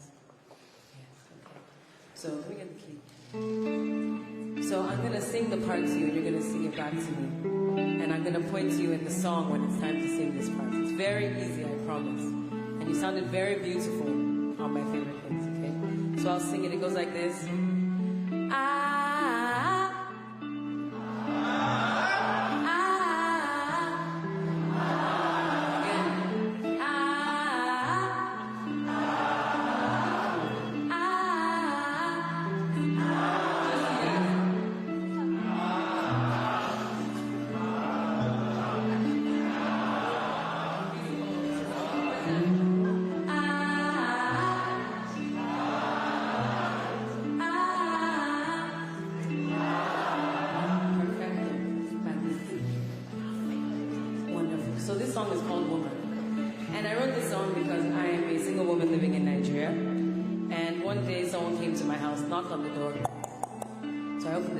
They said to me, excuse me, I'm looking for the head of the house.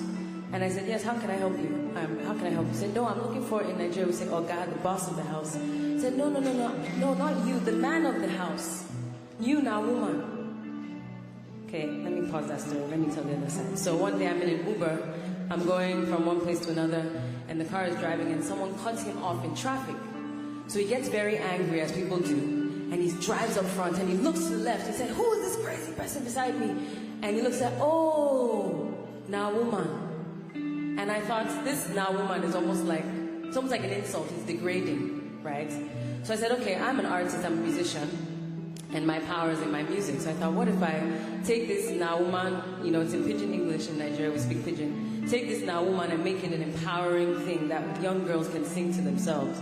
So I thought if I make it, you know, woman like water, woman like fire, woman like sunshine, woman like moonlight, woman like shelter, woman like healer, woman, now woman, oh woman, now woman. So that was the course of the song.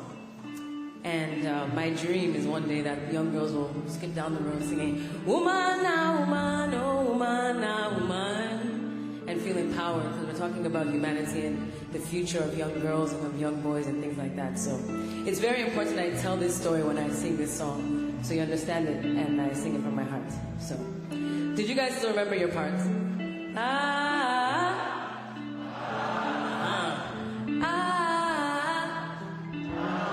Perfect, okay. Don't worry, I'll cue you guys, and Constance here will help you. Ready? If I shut my eyes on you, where will you find your light? If I turn my back on you, where will you find your strength? If I shut my door on you, where will you rest your head? When I find my voice again, when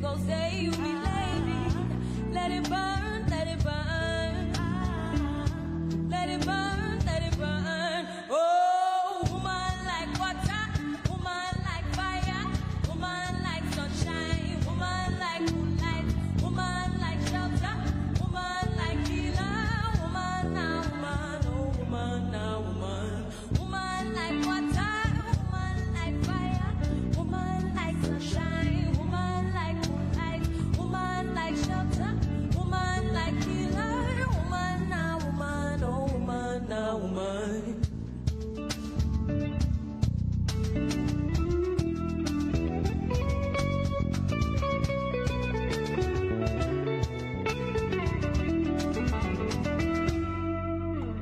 If I walk away from you, how will you learn to fly?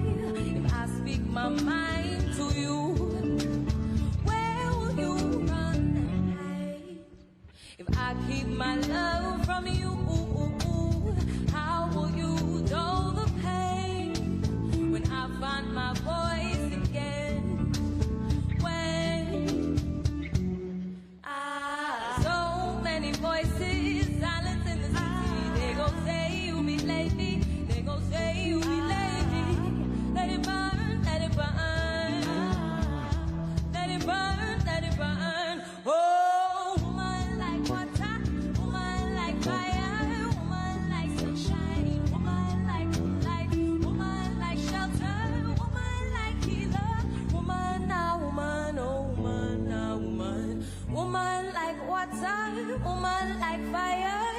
woman like sunshine, woman like moonlight, woman like shelter, woman like healer, woman now, woman, oh woman now, woman. Thank you guys so much for singing.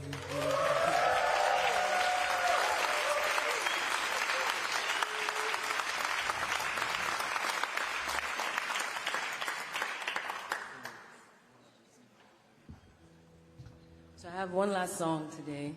It's a new song. It's called Nostalgia. And I hope you enjoy.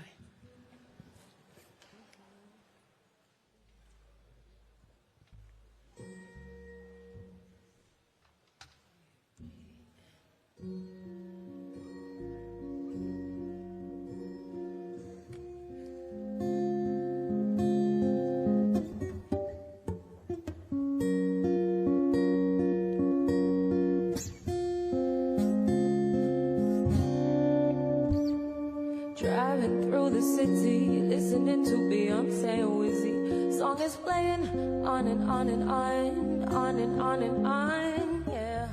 Can't escape our history, it's like you always with me. Memories go on and on and on, on and on and on, yeah. I remember the day that we met, it was Sunday. We were with other people and then you saw me. If I can turn back the time, I would say that I'm sorry. But baby, it's over now.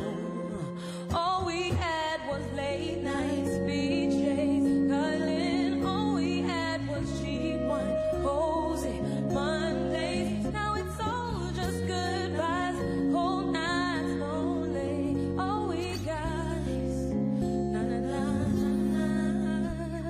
There is no me without you. Tell me what tonight go do. I lost myself when I lost you, lost you.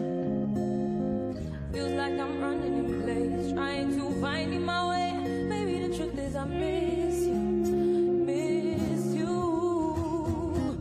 Kissing on my forehead, telling you my feelings, yeah. Sexual heat, giving life meaning, yeah. Yeah, yeah, yeah. Kissing on my forehead, telling you my feelings, yeah. Sexual healing, giving life.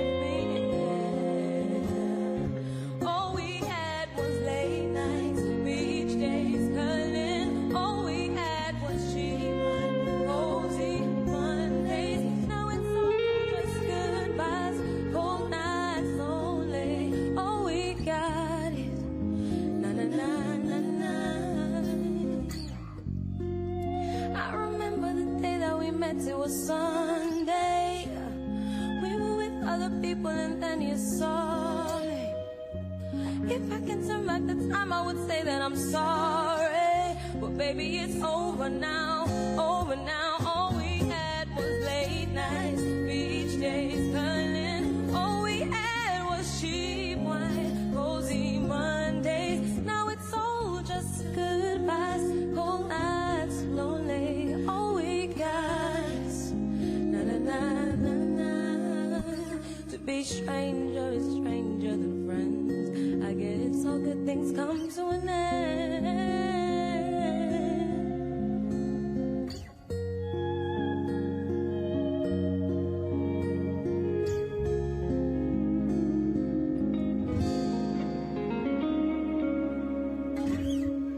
Thank you very, very much. Thank you so much, Gavi, Global Citizen, and the Gates Foundation. It's a pleasure. Thank you.